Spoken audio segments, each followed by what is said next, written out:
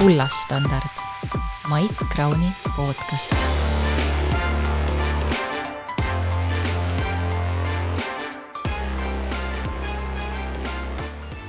Tere hea Kullastandardi vaataja ja kuulaja. Täna on eetris Kullastandardi siis 28. saade. Ja täna on meil külas Raul Eamets. Raul on siis juba teist korda saates külas. Tere Raul. Tere. Raul on siis pikka aega töötanud Tartu Ülikoolis, aga siis paar aastat tagasi, see oli vist 2023 aasta sügisel, läksid siis erasektorisse ja hakkasid peaökonomistina tööle Bigbankis. Et võib-olla alustuseks räägi, kuidas see nagu erasektor erineb sellest ülikoolist või sellist avaliku sektori tööst ja kuidas läinud on siis esimestel aastatel? Noh, ütleme, Bigbankal sellist ametikohta ennem ei olnud, ehk siis teiste sõnadega paljuski minu tööülesanded ja tegevused on tekkinud nüüd selle aja jooksul, mis ma seal olen olnud. Need võib jagada nagu laias laastuks kaheks, et üks on see, mis ma panga sees teen, näiteks erinevad majandusprognoosid, majandusülevaated ka nõukogule, osalen juhtorganite töös, osalen siis strateegilistes aruteludes, annan sisendit igasugustesse erinevatesse mudelitesse, mida pangas tehakse just sellise makromajanduse poole pealt. Ja tegelen ka panga sees koolitusega, et selles mõttes paljuski niisugused tuttavad tegevused, mida ma tegin ka ülikoolis, et ma peangi panga inimestele loenguid erinevatel majandusteemadel.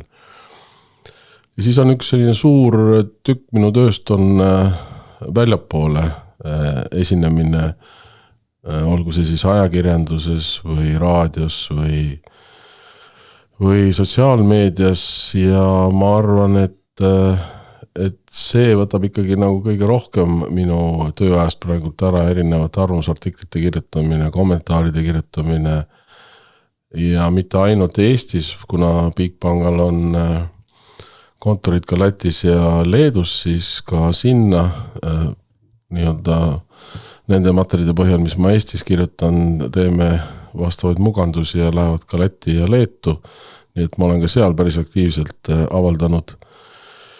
Ja lisaks oli meil kevadel ka suurem projekt koolides käimisel, kus me käisime siis Eesti koolides, eelkõige siis gümnaasiumi tasemel rääkimas tulevikuoskustest ja tulevikumajandusest. Ja osa sellest oli ka selline hariduslik projekt, sellised lühivideod majanduse põhitõdedest.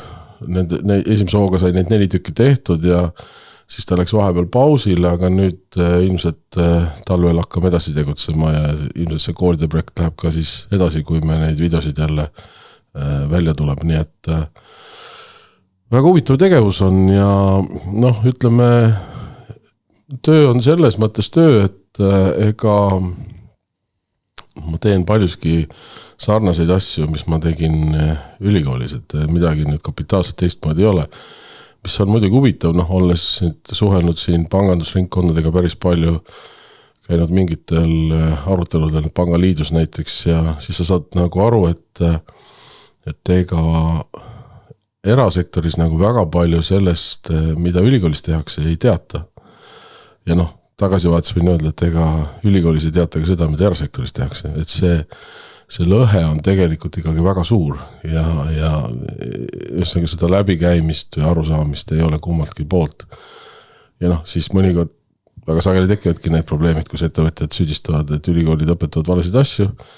Nad paljuski ei tea, mida ülikoolid õpetavad ja akadeemikud arvavad, et ettevõtlus ei saa millestki aru ja neid tuleb nagu õigele teele juhatada. Aga tegelikult nad ei tea, kuidas ettevõtjad mõtlevad ja mida ettevõtjad teevad, nii et see on nagu selline tõdemus, et need 2 valdkonda tegelikult üksteist ei tunne ja see on muidugi kurb, ütleme niimoodi. See on väga huvitav, et sa selle välja tõid, sellepärast, et mis nagu pikaajalise majanduskasvu üks olulisemaid eeldusi on tootlikkus, eks ole, aga mis on omakorda tootlikkuse eeldus, on nagu innovatsioon ja teadus- ja arendustegevus, eks ole. ja no seal ongi tulebki see koht sisse, kus ülikoolid peaksid erasektoriga väga tugevalt seotud olema, et päriselt need teadmised jõuaks ka majandusse ja hakkaks seda tootlikkust suurendama. No jah, peab ütlema, et võib-olla on Tallinna koolides olukord natukene parem selles mõttes, et kuna ei ole piisavat akadeemilist tööjõudu, siis lihtsalt kutsutaksegi praktikuid õpetama ja selle tõttu on see seos praktikaga tihedam. Ülikoolil on see luksus, et Tartu Ülikoolil, et tal on see oma seltskond olemas ja ikkagi põhiasjad tehakse ära kõik püsiva akadeemilise seltskonna poolt. Tõsi, kutsutakse aega, et ettevõtjad esinema ja ei saa öelda, et üldse ei kutsuta. Aga ma arvan, et see seos praktikaga on siin Tallinna koolides kindlasti tihedam. Ma räägin muidugi eelkõige praegu sotsiaal- ja valdkonnast, kust ma tegelikult tulen. Ja see on minust hea näide Tallinna puhul on just see, et inimesed, kes on nagu õppejõud, räägivad investeerimisest või majandusest, on ise ka nagu investorid näiteks, ma ei tea, siin Kristjan Liivamägi näiteks või Tarvo Aarmets, kes on ka siin podcastis käinud.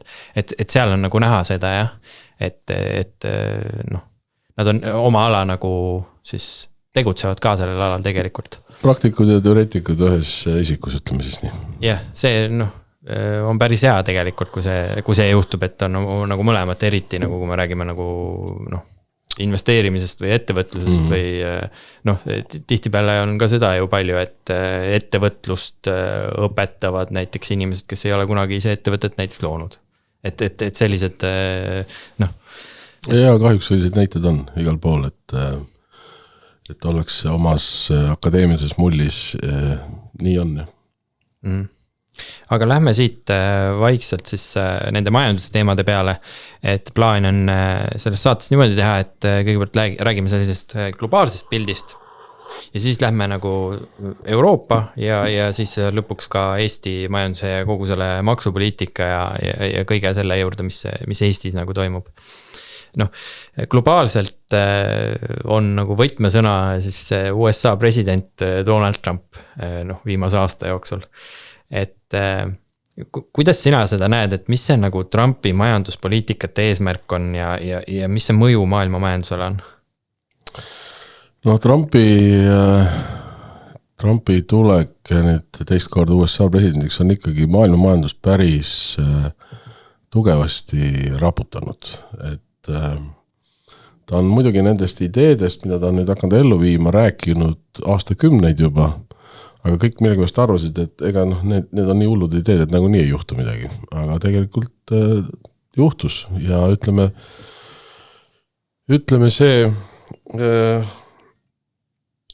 siis see kõige suurem niisugune mõju tõenäoliselt on olnud Trumpi tollipoliitikal. Kui me ikkagi mõtleme, kuidas ta nagu väga jõuliselt tollidega asus kaitsma USA majandust ja peab tunnistama, et kuigi need tollid ei realiseerinud täpselt sellisel kujul, nagu ta ähvardas, et seal on alati selline päris suur lõtk on see, mida ta nagu lubab teha ja mida ta tegelikult teeb, aga kokkuvõttes on ikkagi selline protektsionism päris oluliselt maailma majanduses kasvanud. Ja selle tulemusena ongi juhtunud see, et tegelikult mitmed suured firmad on öelnud, et nad viivadki oma tootmise USA-sse turule lähemale ja see ongi olnud üks Trumpi eesmärk, nii et ütleme selles mõttes eesmärk kaitsta USA turgu, see oli tema eesmärk ja seda ta on ka saavutanud. Tõsi, eks siin ole nüüd igasuguseid kokkuleppeid tehtud ja mis Trumpi iseloomustab on see, et talle meeldivad bilateraalsed suhted, talle ei meeldi ajada asju organisatsioonidega, ta tahab ajada asju konkreetsete riikidega ja konkreetsete riigipeadega. Ehk siis, kui me vaatame, kui palju ta on kohtunud, ma ei tea, Macroniga või isegi Soome presidendiga võrreldes näiteks Euroopa Liidu peaga, siis kindlasti on ta nende riikide esindajatega rohkem suhelnud. Ja ütleme, see ei ole nüüd otseselt majanduse teema, aga ta on väga jõuliselt üritab kehtestada ennast kui rahutuvi või rahutoojat ja üritab igal pool nii-öelda konfliktide lahendamisel näidata, et see on põhiliselt nagu tema teema ja kõik väga paljudes globaalses konfliktides ta üritab nii-öelda seda konflikti lõpule ära lõpetada ja öelda, et see ongi nüüd tänu mulle ja Ameerikale, et me selle asja siin saame nagu kokku tõmmata. Võib-olla jah, reaalselt kõige reaalsem näide, kus see nagu ka midagi päriselt üritab nagu lahendada, on see, mis Iisraeli Hamasi konfliktis või sõjas, need lahendused, mis Trump on praegu väga jõuliselt peale surunud Ukraina sõjas, tema katsed see sõda kiiresti lõpetada kukkusid läbi ja siis ta on siin-seal veel regionaalseid konflikte üritanud lahendada. Aga ma arvan, et selles mõttes nagu märksõna on nagu selline natukene ettemääramatus ja ebakindlus, sellepärast et Trump iseloomustab see, et täna ütleb ühte asja, homme teeb teist asja, ülehomme ütleb jälle kolmandat asja ja see muudab nagu selliseks suhteliselt ebakindlaks sellise ja turbulentseks selle majanduse. Samas tuleb öelda, et kui nüüd vaadata statistikat, siis tundub, et maailma majandus on sellisest suuremast šokist nagu üle saanud, et kui algselt aprillis ta kõikide need tollidega välja tuli, siis kõik korrigeerisid majandusnäitajaid allapoole, kõik suured rahvusvahelised organisatsioonid, finantsinstitutsioonid ja nii edasi. Ja nüüd me näeme, kuidas värsketes prognoosist, viimane, mis ma vaatasin IMF-i oma oktoobri majandusülevaade, on uuesti tuldud nagu esialgsed tõusunumbrite juurde tagasi, ehk siis on kõiki näitajad ülespoole korrigeeritud, ehk see näitab, et põhimõtteliselt nagu sellisest esimesest šokist ollakse üle saanud, samas on nagu riskid üleval, et võib-olla ei ole tollipoliitika veel täie rauaga Ameerika tarbijani kohale jõudnud, et paljud ostsid asju ette ära, ka firmad ostsid asju ette ära ja selline hinnašokk ei ole veel Ameerika tarbijat tabanud. Ja ütleme, ja teiseks on muidugi palju räägitud nüüd erinevatest mullidest, mis on nagu õhus, mis võivad nagu jälle maailma majandust nagu raputada.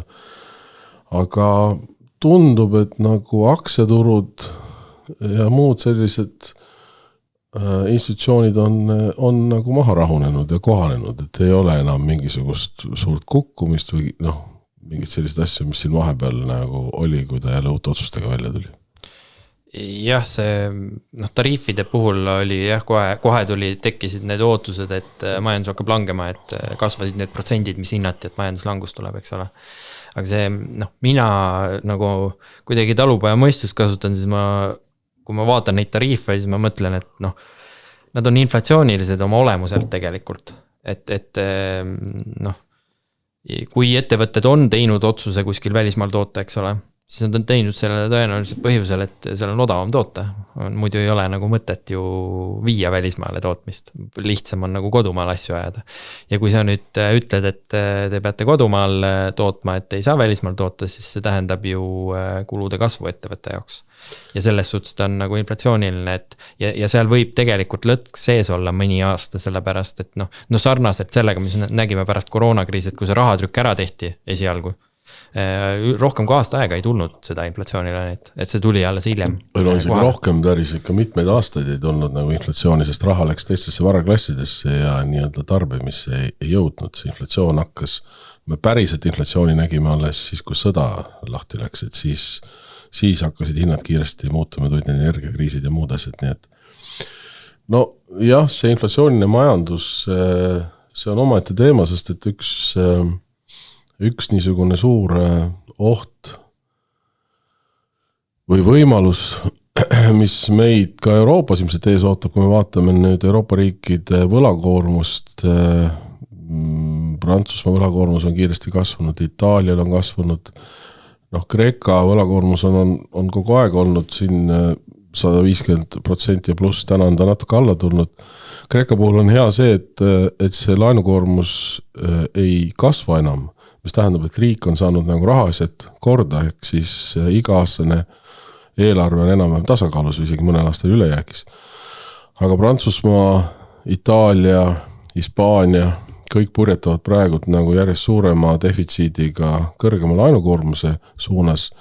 Saksamaa täna on, ütleme seal 60% võlakoormusega nii-öelda Euroopa reeglite sees, ütleme siis on nii, et okei, aga vaadates neid investeerimisplaane, mis Saksamaal on, ümberstruktureerimise plaane, kaitsetööstuse arendamise plaane, need on päris suured summad, mida järgmise 10 aasta jooksul kavatsetakse investeerida ja paljuski saab seda teha ikkagi laenuraha arvelt, nii et ma arvan, et Saksamaa laenukoormus hakkab ka siin lähiaastatel päris kiiresti kasvama.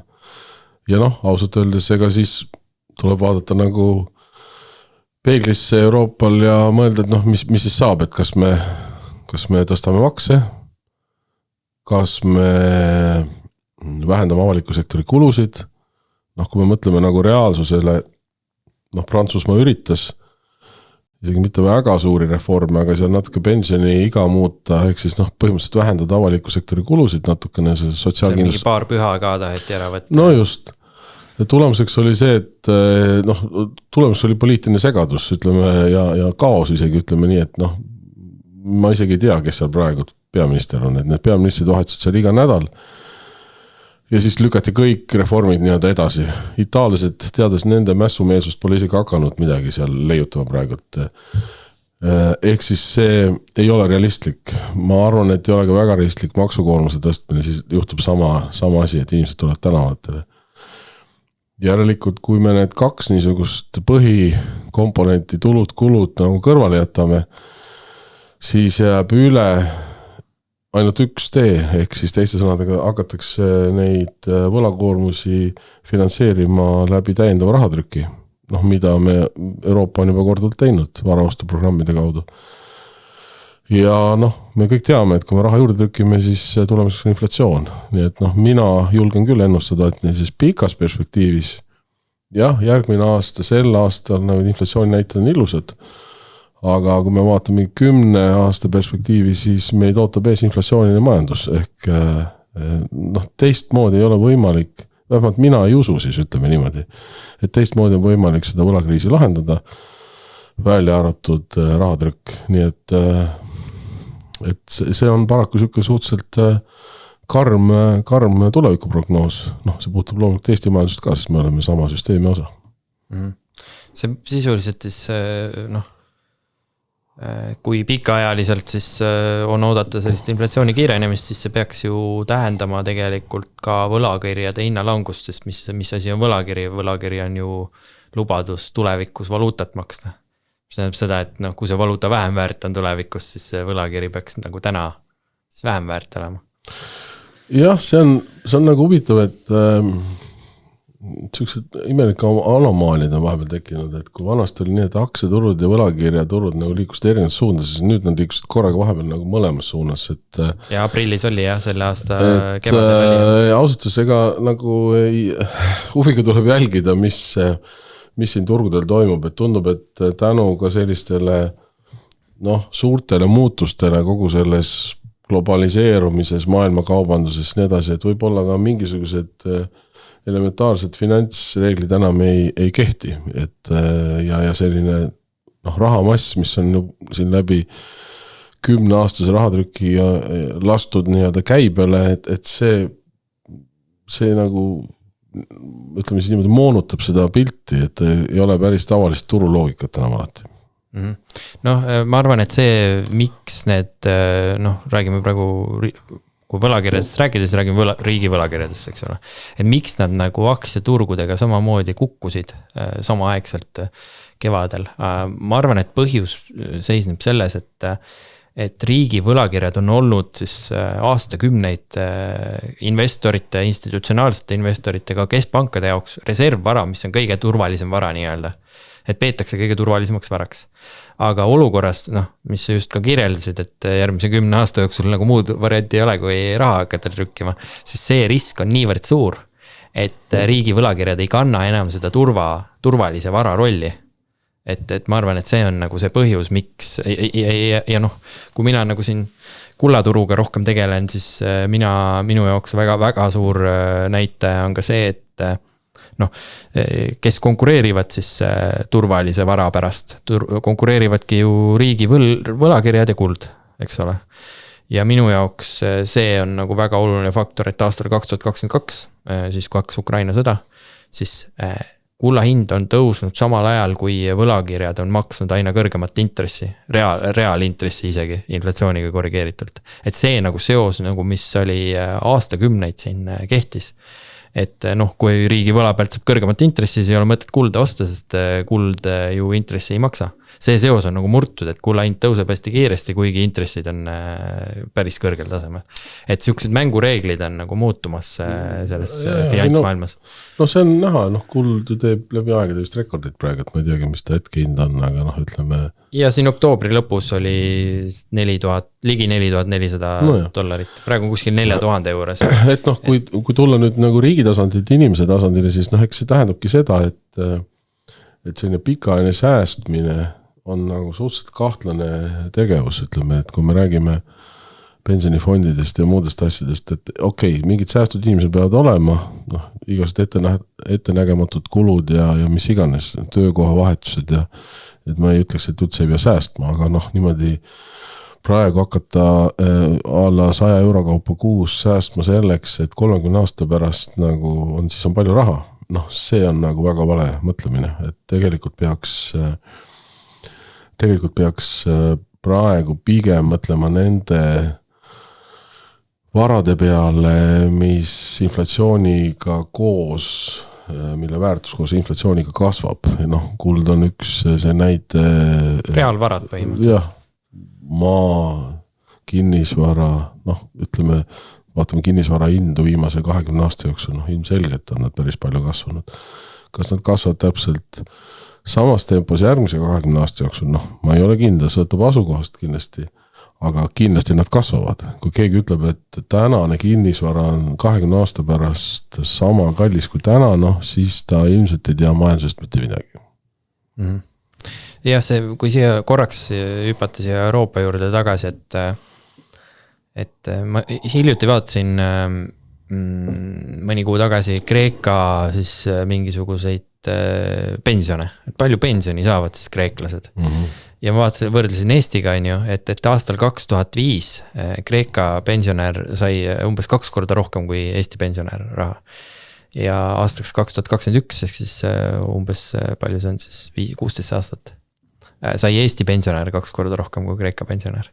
Et Kreekas on tegelikult ju olnud nagu massiivne elatustaseme langus kogu selle võlakriisi ja selle kõrge võlakoormuse tõttu. Et kas me võime nagu Euroopa suurriigid on ju seal lähedal nende võlatasemete poolest, et kas me võimegi siin, ma ei tea, 10, 15, 20 aasta jooksul näha nagu väga suurt elatustaseme langust Euroopas? Ütleme niimoodi, et Kreekal pandi näpud sahtli vahel ja öeldi, et nüüd pead nii tegema. Ja ütlesid Saksamaa ja Prantsusmaa, kelle kommertspangad olid Kreekale laenu andnud ja kui Kreeka ei olnud võimeline laenusid tagasi maksma, mis tähendab, et need suured Saksa ja Prantsuse kommertspangad oleks läinud pankrotti. Ja seal oli nende riikide pensionäride varad, pensionifondid ja kõik, ja nii, et nad läksid tegelikult, Saksamaa ja Itaalia läksid appi päästma oma suuri kommertspankasid, kes olid Kreekal laenu andnud. Nüüd Prantsusmaal ja Itaalial ei ole sellist suuremat venda, kes paneb näpud sahtli vahel ja ütleb, nüüd peate nii tegema. Ehk teiste sõnadega, nad on liiga suured selleks, et neid probleeme lahendada, ma ei tea, Euroopa Keskpanga mingite täiendavate laenudega või mis iganes nii-öelda selliste Euroopa Liidu siseste raha liigutamistega. Nad on liiga suured selleks ja need võlad on liiga suured. Ehk siis tegelikult me jõuame selleni ikkagi selle rahatrükini, mis tähendab ütleme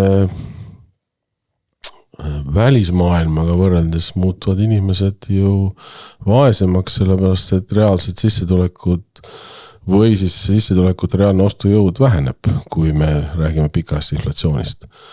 Kas me seda nagu igapäevases elus näeme, ma ei usu, et me Kreekas näeme, et nüüd oleks mingisugune täiesti teistsugune tänavapilt või poes enam kaupa või kerjused on, et lihtsalt see rahvas muutub suhteliselt vaesemaks ja suhteline vaesus on midagi sellist, mida sa võib-olla niimoodi igapäevaelus ei näe.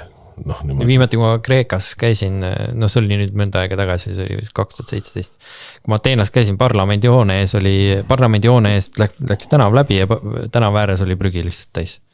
Nojah, aga see on vist erinev ka kultuuriliselt. See on nagu, et kui sa Lõuna-Euroopas käid, siis sellist mingile jälle on otsustatud kuskil natuke streikida ja siis jäetakse kuskil autod põlevad kuskil tänavad ääres. See on natukene, ma arvan ka, et siuke kultuuriline eripära võib olla.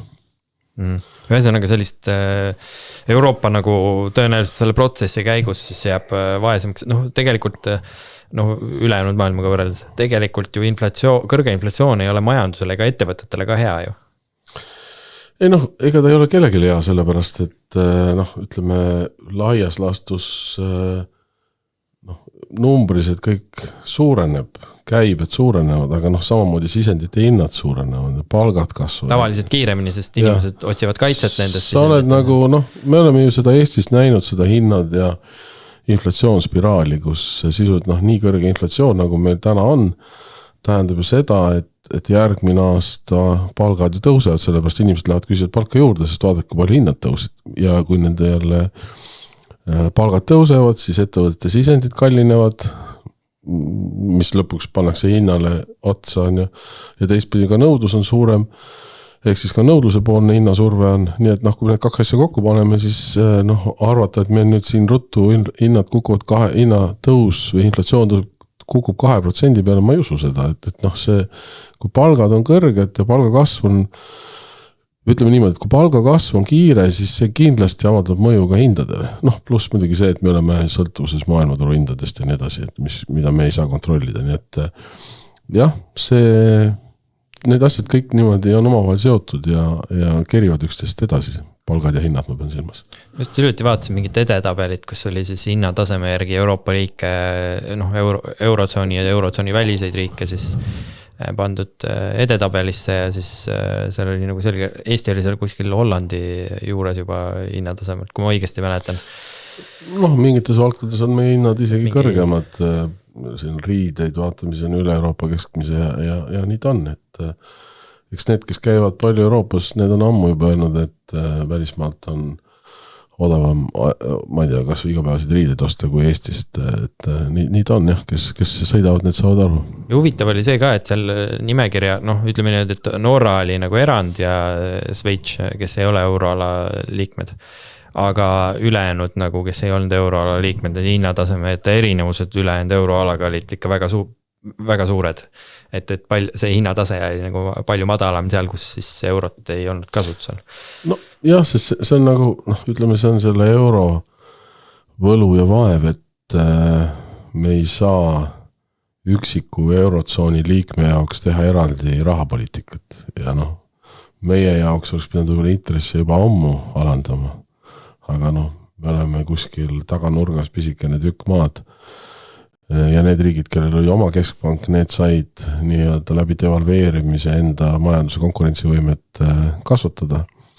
Ja see meil seda rahapoliitilist instrumenti Eestis ei ole, sest otsused tehakse Frankfurdis ja need otsust tegemisel ei vaadata mitte Eesti majandusnäiteid, vaadatakse Euroopa keskmisi ja nendest me erineme paljudes näites päris palju. Kui siia vaadata seda Euroopat ka, et me räägime natuke sellest laenukoormuse kasvust ja sellest nagu inflatsiooni ootustest. Et kui me vaatame nagu Euroopa majandust ennast, siis nii selgelt on näha, kuidas me jääme nagu tehnoloogias ja tehisintellektis näiteks.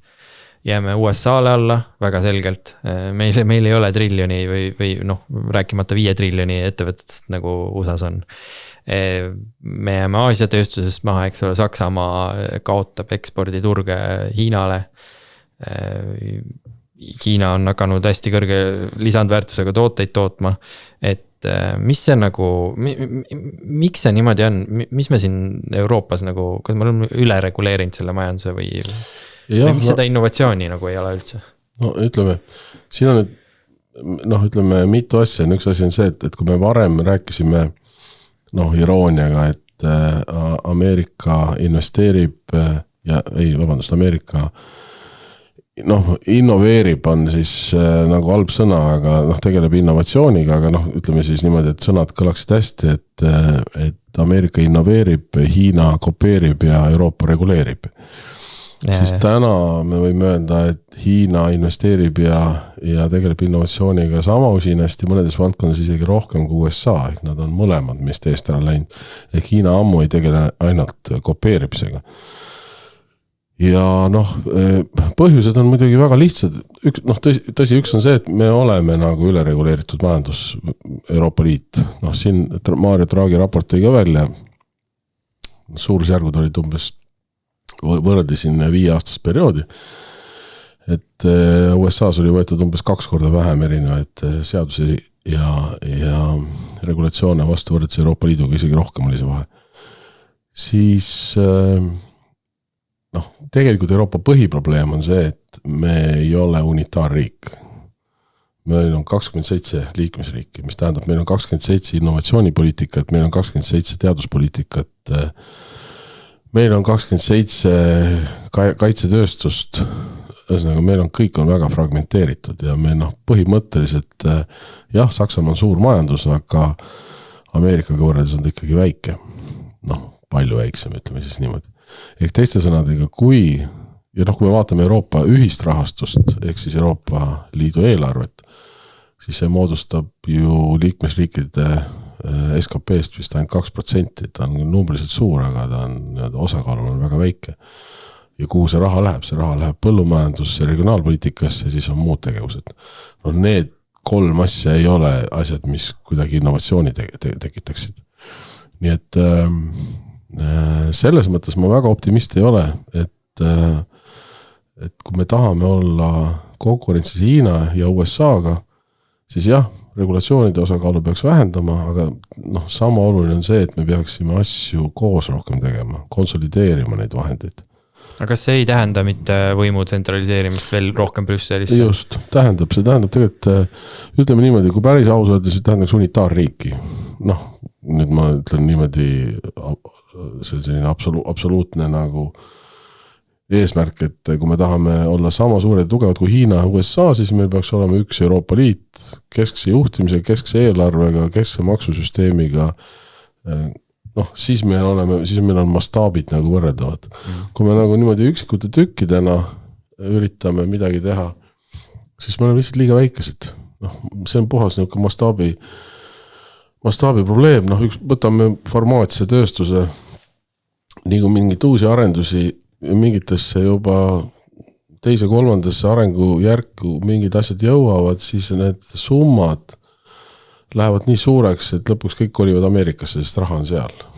Ja nii ongi, et kõik suured idufirmad, kes on suureks kasvanud farmaatsia, kõik uued asjad, need lõpuks maanduvad Ameerikasse, sest Ameerikas on raha. Euroopas ei ole nii palju raha. Just tänu sellele, et meil on 27 erinevat üksust ja need summad ei ole nagu põhimõtteliselt võrrelduvad. Ja siis mul tuli üks asi veel meelde, enne oli juttu sellest, et meil oli suuri tehnoloogiafirmasid. Me võtame 50, selle sama Draghi raporti järgi, võtame 50 maailma kõige suuremat tehnoloogiafirmat, siis nende seas on 4 Euroopast. See juba ütleb ära, kus me oleme. Jah, selles suhtes, et see kuidagi võimu tsentraliseerimine Euroopasse või Brüsselisse või kas või Euroopa Keskpangale veel rohkem, et ma ei ole üldse kindel, et kas see on hea mõte selles osas, et Eesti enda nagu perspektiivist ka nagu me anname, me oleme juba praegu päris palju iseseisvust ära andnud. Igas mõttes nagu rahapoliitiliselt ja kõik need direktiivide ja ettekirjutuste ja kõigega, et ma ei ole üldse kindel, et see nagu mõistlik oleks, et minu arvat, ütleme niimoodi, et kui rääkida majanduse efektiivsusest, siis võib-olla see efektiivsus mingis sellises ühises struktuuris kasvaks. Aga ma ei ole kindel, kas see kaalukausil iseseisvuse loovutamine oleks nagu ülekaaluks. Ei, ma ei arvagi, et see realistlik on. Aga ma lihtsalt ütlen, et siis me näemegi, kuidas USA ja Hiina tagatulesid näeme ainult ja kuidas nad järjest kaugemal lähevad. Sest midagi ei ole teha. kui võtame Hiina näite, sisult autoritaarne riik, seal ei ole ju tegelikult täna demokraatiat, on efektiivsem. Noh, nii lihtne see ongi, demokraatia ei ole nii efektiivne. Ehk noh, me peamegi, mis me tahame, kas me tahame poliitilist iseseisvust, kui me tahame majanduslikuks suurvõimuks olla. Noh, täna me näeme, kuidas meid nagu enam me väga suurte asjade juurde ei kutsutagi, ma pean silmas Euroopa Liitu. Euroopa Liidu juhte, no kes meil on Eestist ka seal mõned inimesed, et nagu väga laua taha vist ei saa jah, et kui Euroopa Liit kui sellisena ei saa nagu laua taha, no see on ju, noh, see näitabki ära, mida mingid suured mujal maailmas meie kohta nagu arvavad. Nii et, aga noh, siis me peame sellega leppima, sest me ise oleme selle ju valiku teinud. Kuidas siis, noh, kui me vaatame seda, mis on majanduskasvu, ütleme pikaajalise majanduskasvu eeldused on nagu tootlikkus ja demograafia, eks ole, et sul on inimesed, kes töötavad, et sul on piisavalt inimesi, kes töötavad ja et need inimesed teeks efektiivselt tööd. Väga lihtne põhimõte, 2 põhimõtet. Noh, Euroopas on nagu näha, et tootlikkus on, ma ei tea, siin juba Saksamaal on viimase 8 aasta jooksul olnud külgsuunas või languses. Noh, kogu Euroopa Liidus on tegelikult nagu kas langenud või stagneerunud see tootlikkus. No USAs on tegelikult kasvanud samal ajal tootlikkus. Ja kui vaadata demograafiat, siis samamoodi, noh, Hiinas küll rahvastik väheneb, USAs jääb umbes samaks selle sajandi lõpuks, natuke kasvab vist kuskil 400 miljoni ja Euroopas on samal ajal, noh, kui neid andmeid vaadata, et no Poola miinus 50%, mis nad on seal, noh, Eesti miinus 40%, et see rahvastiku nagu vähenemine ja samal ajal siis meil on selline ülereguleeritud majandus, mis nagu tootlikkus ei kasva, et see nagu ei tundu väga roosiline pilt olevat, et tegelikult ajaloos on ka olnud ju niimoodi, et Euroopa ei ole alati olnud nagu selline maailma kese või domineeriv majanduslik jõud. See on vahepeal olnud ka, ma ei tea, Araabia maades ja Aasias ja. Kui me vaatame nüüd, siin on tehtud mingisugused hinnangulisi arvestusi kuskil 500 aastat tagasi, ütleme praegusest või isegi jah, ütleme 500 aastat tagasi, siis 15. sajandil või siis 16. sajandi alguses laias laastus jagunes maailm nagu 4, India, Hiina, Euroopa ja muu maailm. Ja siis see pilt nagu muutus ajas, India ja Hiina osakaal hakkas vähenema, 18. sajandil või 19. sajandil tuli väga jõuliselt pildile Ameerika, siis Ameerika osakaal kasvas ja siis mingil hetkel oli India ja Hiina osakaal suhteliselt väike, Ameerikal päris suur, Ameerika osakaal maailma majanduse kõige suurem eelmise sajandi 50. aastatel, Euroopa oli pildil ja muu maailm.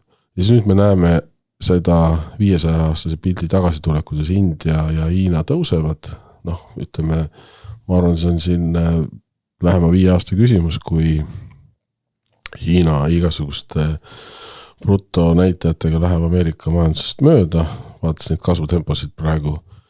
Indial läheb natuke rohkem aega, võib-olla 20 aastat, et tõusta maailma teiseks majanduseks suuruselt. Ja noh, Euroopa sõna otsa mõttes marginaliseerub, et noh, see lihtsalt on nii, kui me praegused trende vaatame. Ja noh, see sama jutt, mis me siin enne rääkisime, innovatsioonist, uutest tehnoloogiatest, kõik need juhtivad tehnoloogiad, mida me nimetame nii-öelda tulevikutehnoloogiateks, AI, küberturvalisus, asjade internet, noh, mis iganes, kvantarvutid. Euroopa on seal ilmselgelt Hiinast ja USA-st maas. Aga kus, noh, siis ei saagi seda tooteks tulla. Me ju täna digitehnoloogias 80% sellest tehnoloogiast impordime sisse, ostame sisse, meil enda seda ei ole. Nii et, noh, siis nii ongi. Kui nendest tulevikutrendidest rääkida, siis natuke puudutasid seda, rääkisid, et mingisugused, noh, turud või mingid valdkonnad on nagu mullistunud majanduses, et mis need valdkonnad on ja miks seal nagu on toimunud see? No ütleme niimoodi, et see on erinevad seisukohad, aga järjest rohkem räägitakse sellest samast AI ettevõtete ja AI tehnoloogiafirmade börsimullist.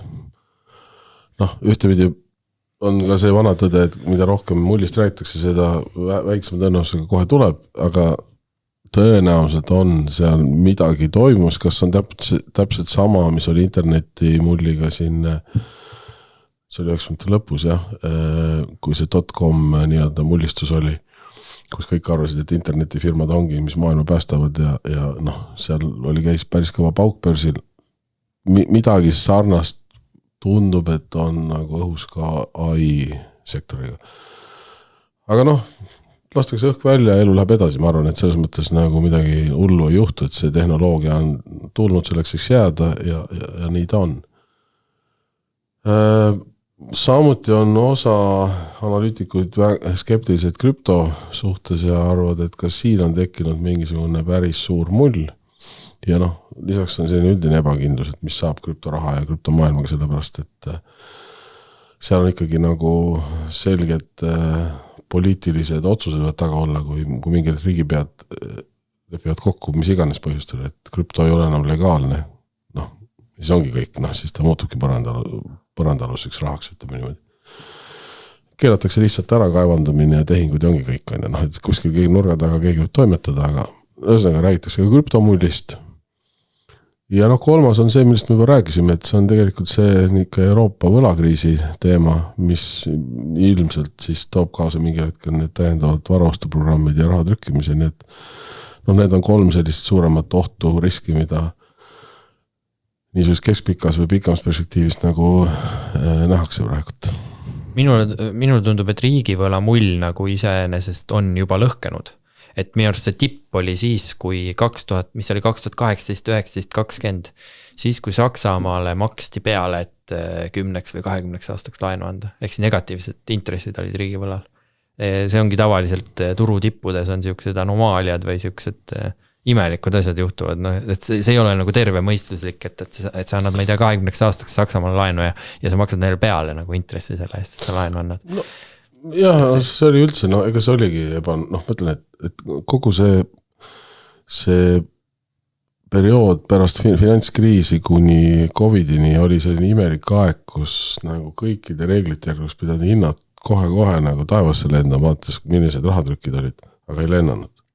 Raha ju läks finantsturgudele, tekitas inflatsiooni varahindades. Just, raha läks teistesse varaklassidesse, mis kõik nagu lendasid üles alates toorainest, krüptost, kullast, kõigest. Ja siis kui sõda tuli, siis sõjad on alati sellised nagu kainestavad, et siis inimesed hakkavad nagu raha uuesti nagu koju tagasi tooma, et ja sõja ajal siis tulid need tarneahelate teemad, energiakriisid ja siis see inflatsioon nagu jõudis suure pauguga nagu lõi nagu välja.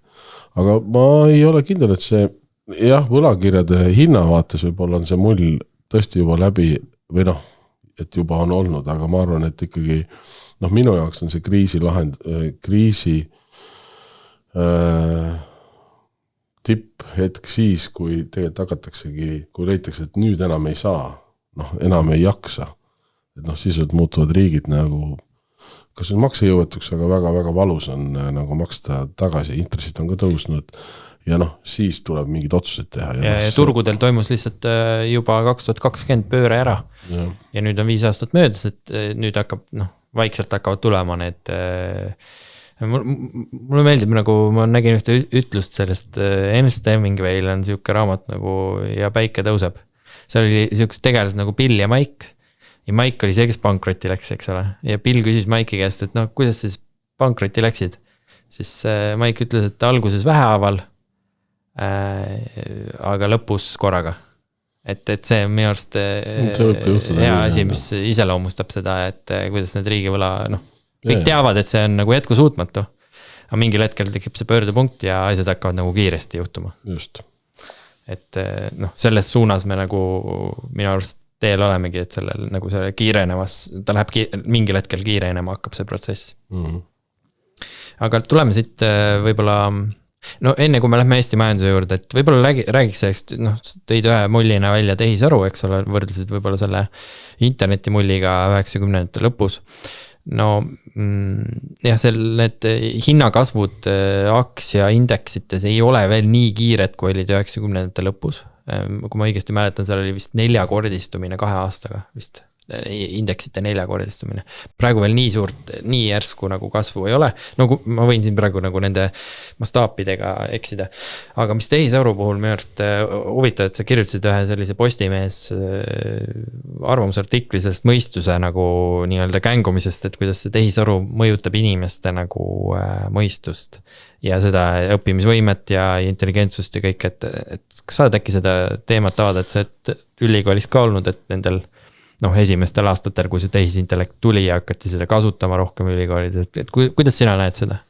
No see ei ole, mina ei ole ajuuurija, ma tsiteerin meie ajuuurijaid, kes on nende teemadega igapäevaselt tegelemas ja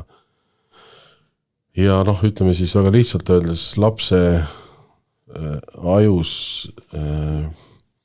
erinevad osad hakkavad suhtlema omavahel, kui on vaja mingeid ülesandeid lahendada, et see on see, miks, ma ei tea, koolist tuleb matemaatikat või füüsikat või keemiat õpetada, et sa pead nagu mõtlema mingite uute seoste peale ja sul ajus tekivad need uued seosed. Ja need seosed nagu mingid kinnistuvad ja kui sa oled täiskasvanu, siis sa oskad nagu neid seoseid, ehk sa oskad mõtelda teiste sõnadega, et sa oskad nagu välja mõelda mingeid asju, sa oskad mingeid ülesandeid lahendada, sest su aju on seda läbi nende ülesandete lahendamise harjutanud koolis. Et me küll mõtleme, et miks me peame mingid jaburdusi õppima koolis, aga just selleks, et sa panedki kokku, et sa oskad siduda omavahel, ma ei tea, keemia ja bioloogia või mingid sellised imelikud asju, mida sa hiljem sa kunagi selle kokku ei puutu. Aga kui nüüd juba siin peale algkooli, põhikoolis hakatakse kasutama nende samade koduülesannete lahendamiseks hästi aktiivselt ChatGPT-d, siis tegelikult aju need osade vahel neid seosed ei teki, sellepärast, et sul on need seosed, mis mõtlevad, kuidas copy ja paste'i nagu hästi teha, et sa oled selles väga osav. Ja tulemus on selles, et kui nüüd utreerida natukene ja ütleme, et alates 5. klassist kõik lahendavad kogu aeg kõik ülesandeid AI-ga, nii see õnneks täna veel ei ole, siis sa saad mingil hetkel 25-aastaseks ja siis sa mõtled jätkuvalt samal tasemel, mida mõtles 4. klassi laps, sest sealt edasi sa oled kasutanud ainult AI-d probleemide lahendamiseks, info otsimiseks. Ehk me ütleme niimoodi, et see niimoodi absoluutselt see kunagi ilmselt ei juhtu, et kõik kasutavad ja kõik on korraga lollid. Küll, aga juhtub see, et meil on tulevikus nagu hästi suur niisugune digitaalne lõhe või ütleme siis mõtlemise lõhe, kus sul on väike arv väga tarku inimesi, kes kasutavad AI-d kui oma käepikendust. Nad kasutavad selleks, et mingid ülesanded lihtsamaks teha. Tööriistana või? Jaa. Nad teavad, mida AI teeb. Nad oskavad kontrollida seda tulemust, nad on selle tulemuse suhtes kriitilised, ühesõnaga nad teavad, mida nad teevad põhimõtteliselt. Ja siis on sul hästi suur mass inimesi, kes seda ei oska teha, sest nad ei ole kunagi, neil see põhiteadmine, baasteadmine puudub. Ja see tähendab ju ka majanduslikult seda, et sul on nagu väike eliit tekib, kes kõike juhib, sest nad on targad. Ja siis on suur tohutu armee lolle, kes teevad kõige lihtsamaid töid, kes ei saa sellega ise hakkama, sellepärast nad on harjunud, et AI teeb nendest need asjad ära ja mingil hetkel võib robotid teevadki nendest need asjad ära, et sul tekib nagu väga suur niisugune lõhe ühiskonnas rumalate ja tarkade vahel ja see on ohtlik trend, ütleme niimoodi, et kui me oleksime autoritaarses riigis ja unustaksime demokraatia ja kõik selle poliitilise korrektsuse ära, siis mina ütleksin, et kuni, radikaalid ütlevad kuni gümnaasiumi lõpuni ja vähemalt kuni gümnaasiumini ei lubaks ma üldse arvutit ja AI-d kasutada, sellepärast, et see on see aeg, kui lapsel need seosed ajus tekivad. Gümnasistid juba nagu midagi teavad, neil on mingi baasteadmine olemas, aga eks nad õpivad ka kogu aeg juurde ja inimene areneb ikka seal 20 aasta või tema aju areneb kuskil 20 aasta keskpaigani kindlasti veel tekivad kõik need seosed, aga mingil hetkel enam ei teki, et ütleme, nüüd läheb asi meditsiiniseks, aga ma arvan, et kui inimene on juba 40 aastane ja tal on 5. klassi mõtlemistase, siis jube keeruline on teda nii-öelda sealt edasi hakata harima ja harjutama. Võib-olla on see võimalik, võib-olla ei ole, ma ei ole arst, ma ei tea. mina olen seal ühte asja veel, et seal on nagu see on see probleem, et ta nagu annab sulle tõe ette. Et see oht võib olla, et inimesed hakkavad tõde otsima sealt. Eks nad küsivad mingi küsimuse ja see, et mida siis ChatGPT vastab, et see on nagu tõde. Ja hakkavad siis lähtuma või maailmapilti selle põhjal looma. Selle asemel, et nagu ise mõelda, ise integreerida mingisugune pilt kokku endale. Et see tekitabki selle nagu, et ma ei tea, maailmavaateliselt või tõeotsingutel hakkab nagu see tehisintellekt nagu suunama. Või nagu see, mis me oleme näinud, mis seal, kas oli Rootsis äkki peaminister tunnistas, et ta kasutas ChatGPT riigi juhtimises, eks ole. Et varsti hakkab nagu tehnoloogialiselt kõike otsustama inimeste eest. Ja mina kasutan ka, ütleme, need tekstide tõlkimisel kasutan kogu aeg, et ma kirjutan vabalt läti keeles, leedu keeles ja ma olen isegi bulgaaria keeles kirjutanud, nii et see on nagu tehtav, aga sul võib olema keegi, kes nagu suudab seda adekvaatsust kontrollida ja selles mõttes baasteadmised on juba olulised, sellepärast, et siis sa tead, mida see ChatGPT teeb ja teine asi, mis on minu arvates üldse üks väga oluline oskus ja omandus täna ja seda rohkem tulevikus on kriitiline mõtlemine, et me hindame kriitiliselt kõike, mis meie ümber on. See infovoog, mis tuleb, on niivõrd suur ja kui me sellesse nagu kriitika vabalt suhtume, siis ongi igasugused imelikud poliitilised liikumised tekivad maa muutub lamedaks ja noored muutuvad vägivaldseks, igast imelik asju hakkab juhtuma, et sa nagu võtad kõike seda nagu puhta kullana, mis tuleb, et sa ei hinda seda kriitiliselt ja see on, ma arvan, väga-väga suur probleem. Eks see on väga huvitav olema näha, kuidas ta areneb, et räägitakse, et ta areneb sellises, võib areneda niimoodi parapoolselt, ehk siis nagu ütleme nagu, sama nagu on liitintress, et ta läheb järjest kiiremaks kasv. Ja need mõjud on ju, need võivad olla väga erinevates eluvaldkondades, et me täna ju ilmselt selle peale väga ei mõtle, et AI-l võib olla ka mõju näiteks demograafiale, et inimesed ei saa enam kokku oma vahel. Et milleks sulle naine, kui sul on arvuti, kes sind mõistab, sinu mured kõik ära kuulab, vastab sul alati viisakalt, ei õienda sinuga. Elu on palju muretum ja lihtsam. Ja ma arvan, et see oht, et väga paljud inimesed, eriti need, kes oma olemuselt on sellised, et nad ei tahagi väga teistega suhelda, siis selliste üksikuks jäävate inimeste hulk tulevikus kasvab. Sest sul on olemas sõber ja kaaslane arvuti näol, kellega saab suhelda ja kellega saab kõike teada, kellega võib lõpmatult pikalt rääkida ja lõpuks on tulemuseks see, et sünnibki vähem lapsi. Et seda kooselu ei ole enam vaja, sest sellega tekivad igast jamad, sa pead mingid materiaalsed asjade peale mõtlema, kus me elame ja nii edasi ja igast probleemid tekivad, aga kui sa niimoodi arvutiga üle laua vaikselt suhtled iga päev, elu on väga ilus. Ja see on kahjuks päris suure tõenäosusega stsenaarium, ma arvan. Kuskil vist isegi käis uudis läbi, et keegi oli abiellunud kuskil AI-ga, et see on juba esimene märk sellest. Ma olen ka kuskil neid mingisuguseid reklaame näinud, mingi äpi reklaame kuskil, kus reklaamitakse niisugust asja, et sa saad nagu, et ongi mingi tehisintellektist kaaslane sul ja siis sa saad selle nagu kuidagi enda järgi kujundada. Ta on ütleme kindlasti nagu üksikutel inimestel ja ka eakatel inimestel, kelle see arvuti kasutamise oskus ja harjumus on ta väga hea kaaslane. See on selles mõttes on okei, et kui sa oled üksikuks jäänud, sinu head sõbrad, kõik on juba ära surnud, sa oled hästi vana, saad ikka kellegi suheldada ja kui lapsi ka veel ei ole või sugulasi, siis ongi arvutis ainuke kaaslane ja see on väga okei. Siis on sul kellegagi nagu rääkida. Aga kui see hakkab ka noortel inimestel niimoodi käima, siis see tähendab, et juba jäetakse üksikuks väga varases eas ja see on probleem. Lähme siit edasi selle Eesti majanduse juurde, et nagu seome nagu selle pildi nagu see kohaliku teemasse kokku.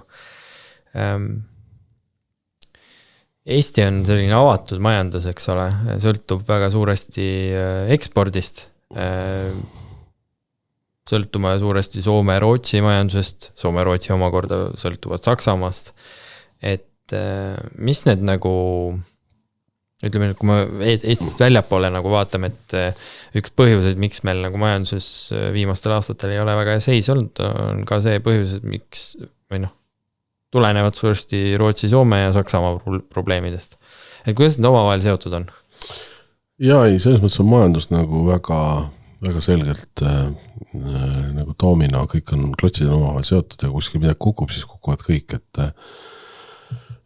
noh, kui me räägime nüüd Euroopas, siis põhijõud Euroopa majandus on Saksamaa. Saksamaa moodustab 24% Euroopa Liidu majandusest ja 33% Euroopa Liidu ekspordist. Ja tollid, mida Trump nüüd kehtestas, mitte nii kõrged kui algselt kardeti, loomulikult löövad Saksamaa majandust kui kõige suuremat eksportööri. Ja kui paneme sinna juurde veel selle tõsiasja, et Saksamaal selline traditsiooniline majandus, autotööstus, keemiatööstus, mis on olnud hästi energiamahukas, see ei tööta enam, ei ole konkurentsivõimeline, sest odavat Vene gaasi enam ei ole. Et sul on need odavad sisendid, eriti just odav energia on ära kadunud täna tagant. Ehk on vaja niisuguseid struktuurseid muutusi majanduses, et Saksamaa majandus üldse saaks nagu minema. Pluss on ju probleem, mis on tekkinud migratsioonist, demograafilised probleemid, et sul on tulnud küll inimesi palju juurde, aga see pole see seltskond, keda sul tegelikult vaja on, kui sa tahad tööstust arendada, sest neil pole seda kvalifikatsiooni. Hoopis tekitavad sotsiaalseid probleeme, eks sul on vaja nagu maksta sinna peale.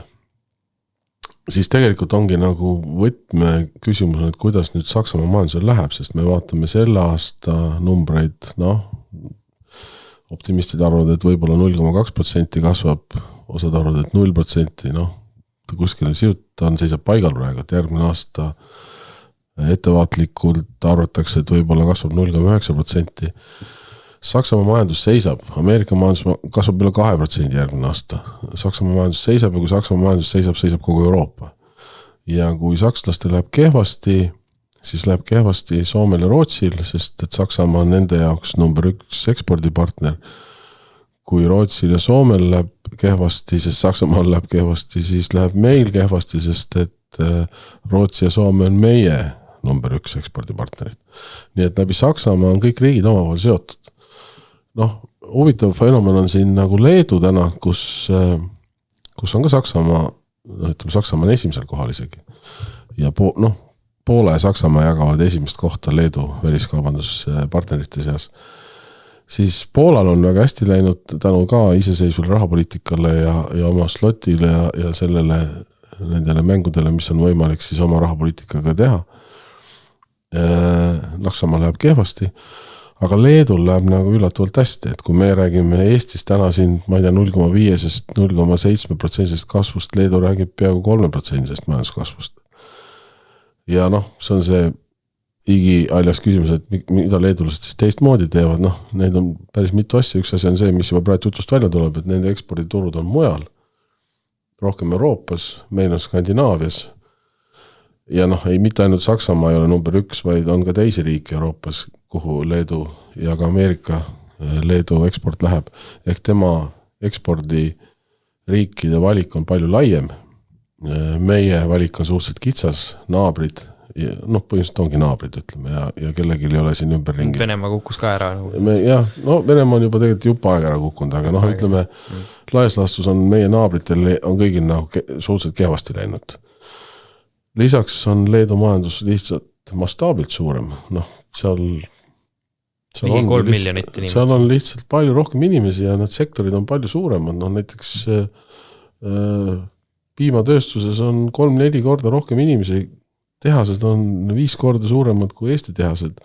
Nemad on ekspordivõimelised, meie ei ole, me viime oma piima Leetu teeb sellest midagi, müüb välismaale maha. Ja noh, nende selline majandusharude valik, mis on konkurentsivõimelised, mis nagu ekspordi mõõt on suurem, noh näiteks naftatööstus, mida meil ei ole ja nii edasi. Nii et noh, Leedus on palju asju, majanduspoliitika, mis on olnud tugevamini ettevõtlust toetav ja üldse tundub, et leedukad on nagu ambitsioonikamad. Noh, kuidagi leedulane edukas leedulane läheb nagu välismaale, siis ta läheb Ameerikat valutama. Meie läheme välismaale, me oleme Lätti. Et noh, see on see, kui suureks sa tahad kasvada, mis su ambitsioonid on. Aga noh, vaatame, ütleme, mis nüüd Saksamaa majandusega saab, sest et noh, varem või hiljem hakkab see ikkagi mõjutama ka Leedu majandust, aga noh, teistpidi Leedu saab järgmine aasta päris tugeva süsti tänu teise samba reformile, sealt vabaneb osa raha, mis kindlasti eratarbimist stimuleerib. Nii et Leedul läheb jah, siin sellest regioonist täna nagu kõige paremini.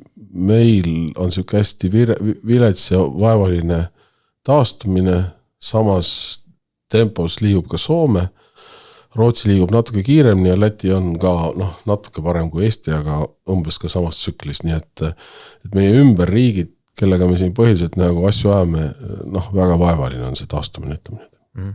Kas mingi mõju võis olla ka energiahindadel, et Leedus ei olnud see mõju nagu nii tugev?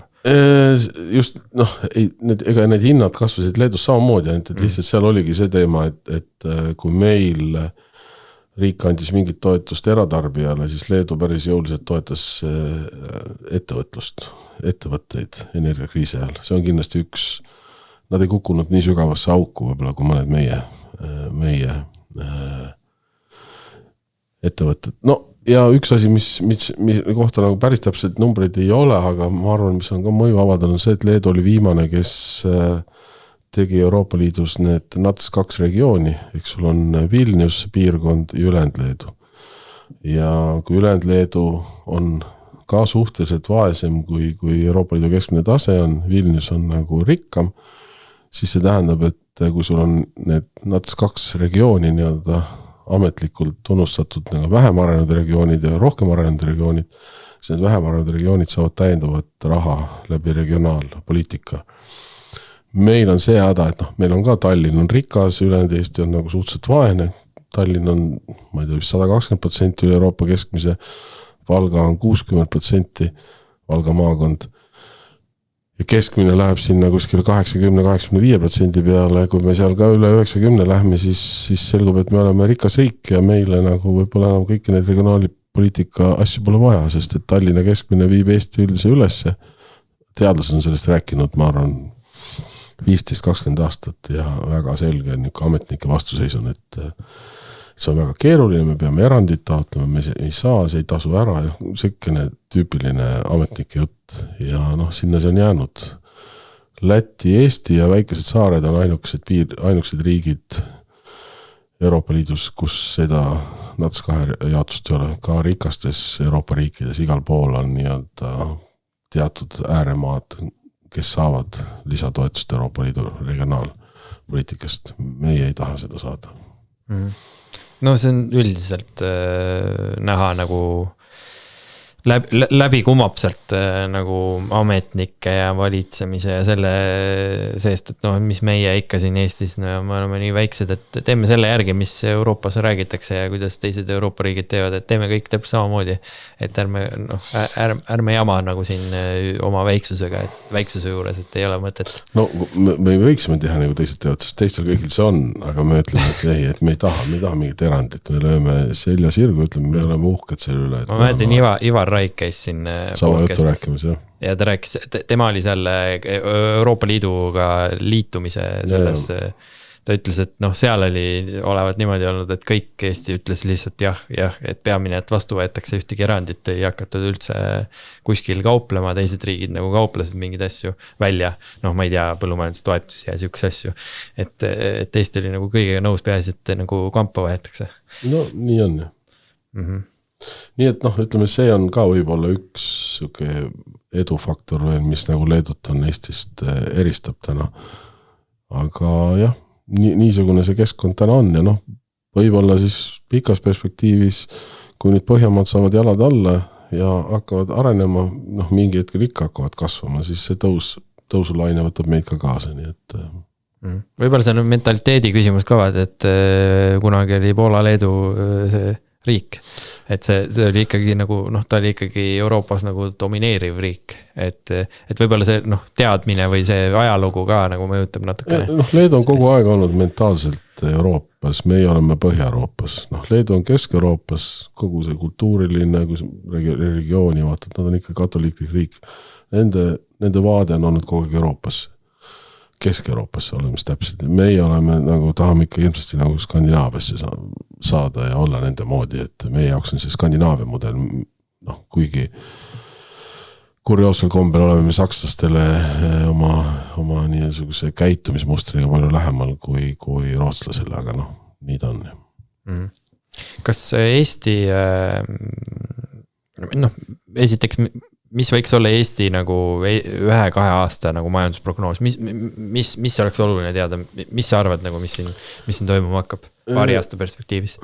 Noh, kindlasti nüüd järgmisel aastal me näeme mingit kasvu, sellepärast, et me alustame juba nii madalalt tasemelt, et igasugune ülespool liikumine juba toob meile sellise positiivse numbri.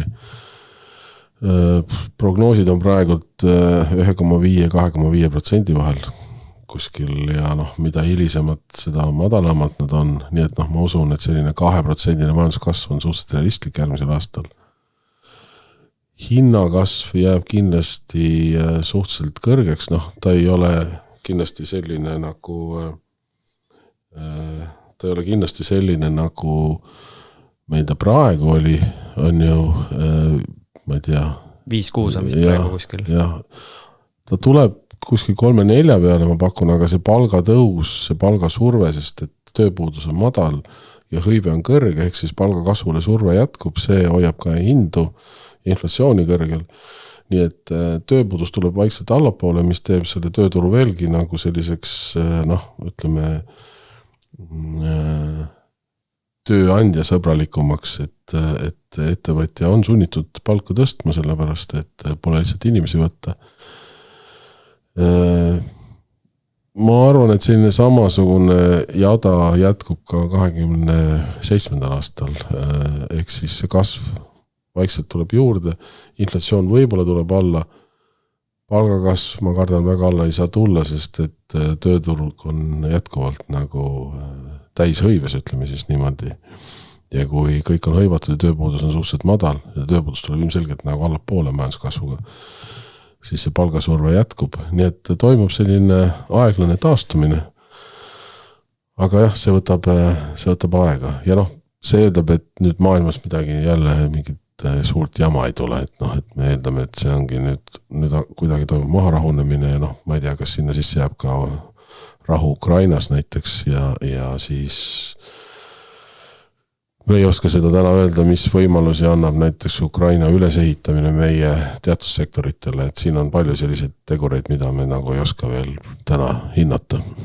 Selline huvitav majanduslangus on Eestis olnud paar aastat, selline langus, kus tööpuudus on olnud madal? No siin on nagu palju ka analüütikud on arutanud ja vaielnud selle üle, et kas meil ei ole nagu SKP deflaator mingis valdkonnas nagu ülehinnatud, et tegelikult me oleme seda reaalnäitajat liiga alla tõmmanud, et kui me vaatame nominaalseid majanduskasvu trende, siis need on sellised, noh, ütleme siin võtame 20–24, Eestis, Lätis, Leedus nominaalselt on väga ühesugused jooned, eriti Leeduga meil nagu läheb majandus üles ja siis, kui me paneme nagu deflaatori sisse ehk korrigeerime seda näitajat inflatsiooniga, siis Leedu jätkab kasvu meil nagu trend muutub. Ehk siis meil hakkab kohe nagu langus 22. aastast. Et kas siin on nüüd küsimus selles, et me oleme midagi seal natuke valesti hinnanud, ma ei tea, elektrihindade mõju või mida iganes.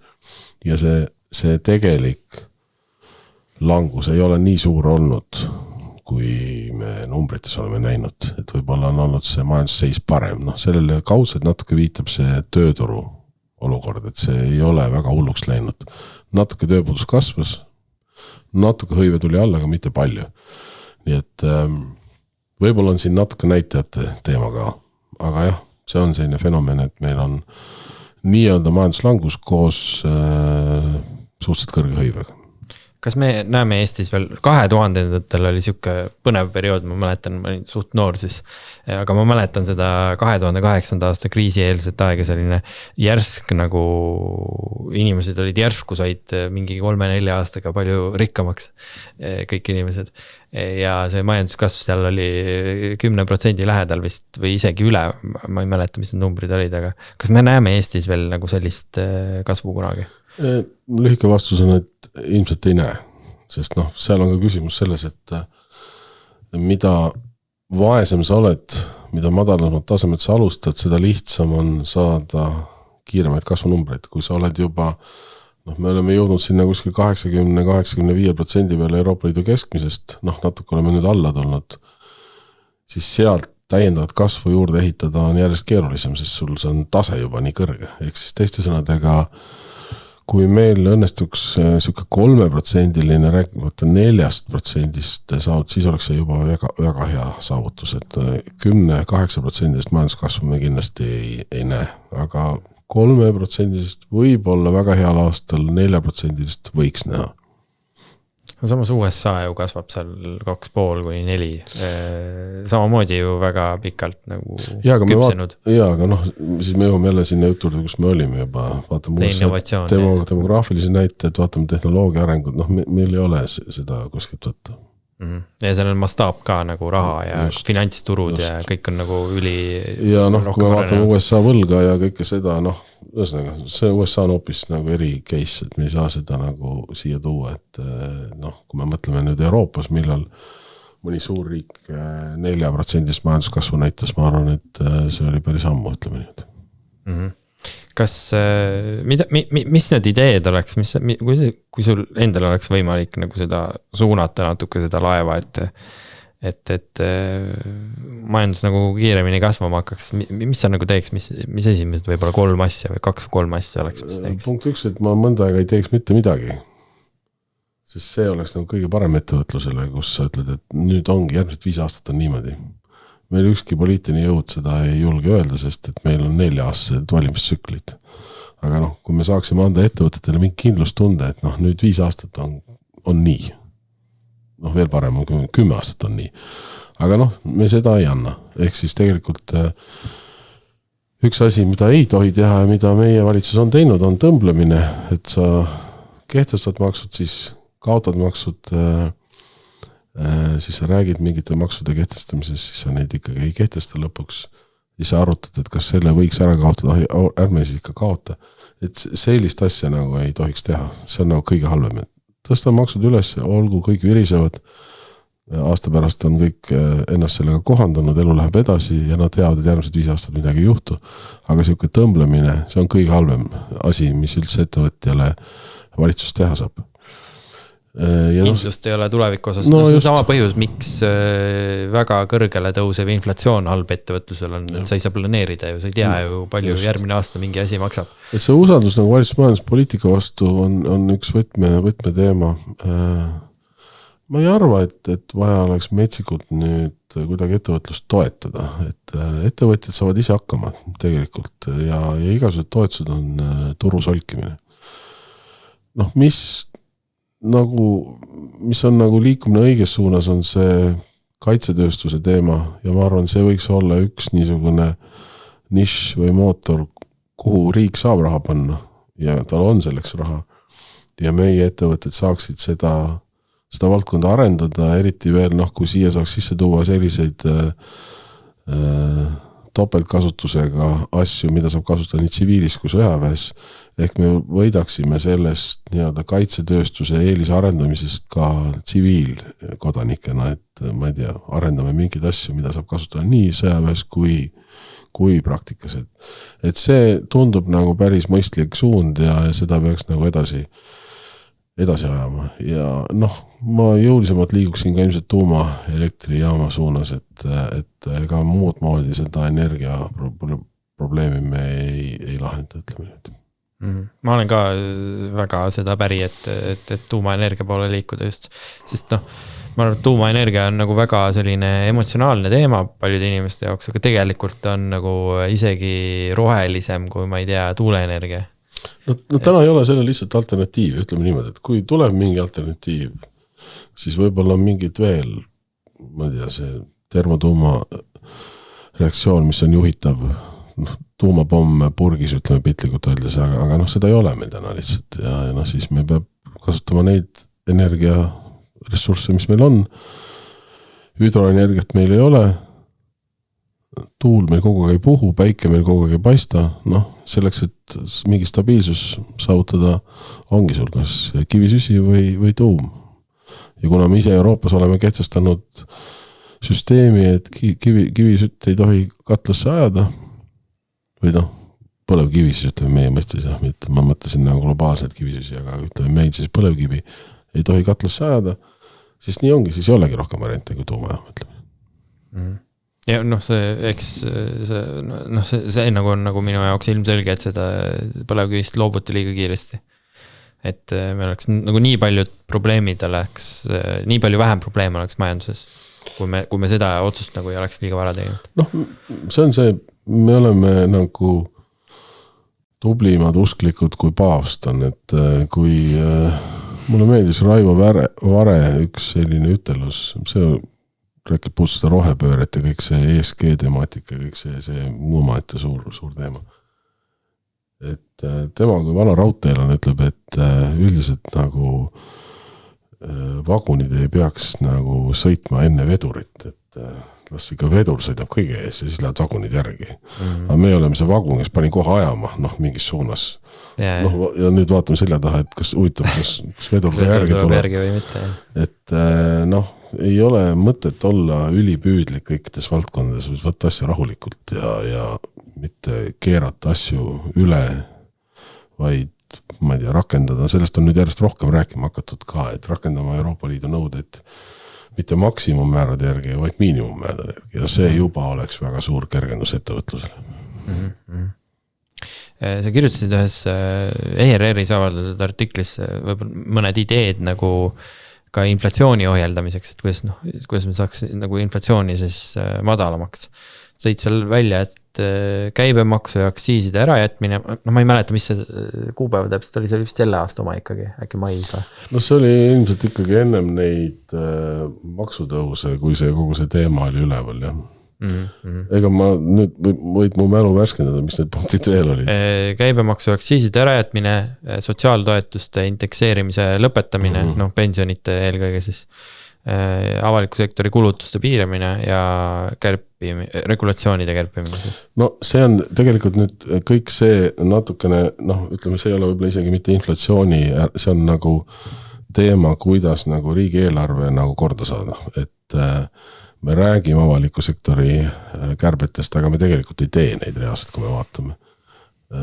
Väga vähe oleme regulatsioone praegult vähendanud ja meie eelarves on väga suur osa, ma ei tea, see on vist rohkem täna juba kui 80% fikseeritud kuludel, ehk siis seadusega on eelarvesse nagu kulud sisse kirjutatud ja kui meil on kõrge inflatsioon, nagu meil praegu on, siis see tähendab järgmine aasta me indekseerime, kuna meil on pensionid indekseeritud, siis me juba kirjutame omale järgmise aasta eelarve jaoks kulusid, sest et need pensionid tuleb ju kinni maksta ja ma arvan, või ma olen päris veendunud, et mitte midagi ei juhtuks, kui paar aastat me ei tõstaks eriti kõrge inflatsiooni tingimustes pensioni sama kiiresti, et kui me vaatame nüüd neid absoluutse suhtelise vaesuse näitajaid, siis me näeme, kuidas pensionäride osakaal absoluutses vaesuses on kõvasti vähenenud, lastega perede osakaal on kasvanud, sellepärast, et lastetoetused ei ole indekseeritud, pensionid on indekseeritud ja nii ongi lihtsalt, et me nagu kogu austuse ees vanemate inimeste vastu, ma ütleksin, et peresid on vaja rohkem toetada ja lastega peresid kui pensionäre ja pensionärid saavad täna hakkama. Eriti need, kes elavad võib-olla väljaspool Tallinna, saavad suurepäraselt hakkama, sest see raha, see nii-öelda meie keskmine pension, selle ostuvõime muidugi on erinev siin ja siis ütleme kuskil Lõuna-Eestis, et inimesed tulevad toime, kasutavad ise toitu ja nii edasi, et aga see on poliitiliselt väga, ma saan ju aru, ma ei ole poliitik, aga ma saan väga hästi aru, kuidas poliitika toimib see on poliitiliselt teostamatu, sest et pensionärid on järjest kasvav valijaskond ja ükski partei ei taha endale näppu lõigata, et läheb pensionäride pensionite kallale. Pigem vastupidi, me praegult liigame hoopis teises suunas, et varsti tuleb parlamendi valimised. Ma võin peaaegu nukest lahjemat mürki võtta, et keegi ei räägi pensionite indekseerimisest, vaid räägitakse, keegi ei räägi pensionite indekseerimise lõpetamisest, vaid räägitakse, kuidas oleks vaja pensionäride elu parandada. Ehk siis me paneme sinna veel pumpame raha juurde. Ja samal ajal see grupp, mis tegelikult vajaks seda tuge rohkem riigipoolset, ehk siis lastega pered, see grupp nagu väheneb, sest lapsi sünnib vähem juurde. No just, nii et see näitab lihtsalt, kus meil nagu need prioriteedid on ja minu arvates nad ei ole päris õige koha peal ütlemis. Kas need inimesed, kes, ma ei tea, need lapsetoetused ja siuksed asjad ei ole ju indekseeritud inflatsiooniga, nii nagu pensionid on? Nad olid vahepeal mingid, siis võeti see maha ja siis veel palju lapsiste perede toetust vähendati, nii et summa summarum, kui vaatame, siis on need toetused tegelikult väiksemad ja seda näitab see suhtelise vaesuse määr, mis on kasvanud seal, ka absoluutse vaesuse määr on kasvanud. Õnneks meil absoluutses vaesus inimesi on ikkagi suhteliselt vähe, me räägime mingist 3%. Teisalt, kui me paneme numbritesse, see on kuskil 44 000 inimest. See on sama palju, kui Hiiumaal ja Saaremaal on inimesi kokku, et nii vähe ka ei ole. Pärnu täisi inimesi. Ja need inimesed ongi nagu ikkagi, nad on ikka tõsiselt vaesed, neil ei olegi raha, et igapäevaselt toime tulla ja nad saavadki tänu sellele toetusi ja muid asju. Kas majandusmeetmetega üldse saab kuidagi nagu demograafilist olukorda parandada? Aga me peame proovima läbi kõik meetmed, ütleme niimoodi. Ma arvan, et kui nüüd vaadata neid küsitlusi, siis kindlasti on olnud majanduslikud tegurid üheks põhjuseks, miks laste arv on mingi punkti pidama jäänud. Et ÜRO avaldas ka päris põhjaliku demograafia raporti ja seal olid esimesel kohal majanduslikud põhjused, miks laste arv on väiksem kui soovitud. Nii et ma ei usu, et me väga erineme sellest üldisest küsitlusest. Kas võiks näiteks siduda siuke idee, et mida on siin erinevad inimesed välja käinud, et tulumaksuga siduda näiteks tulumaksumääraga laste arv?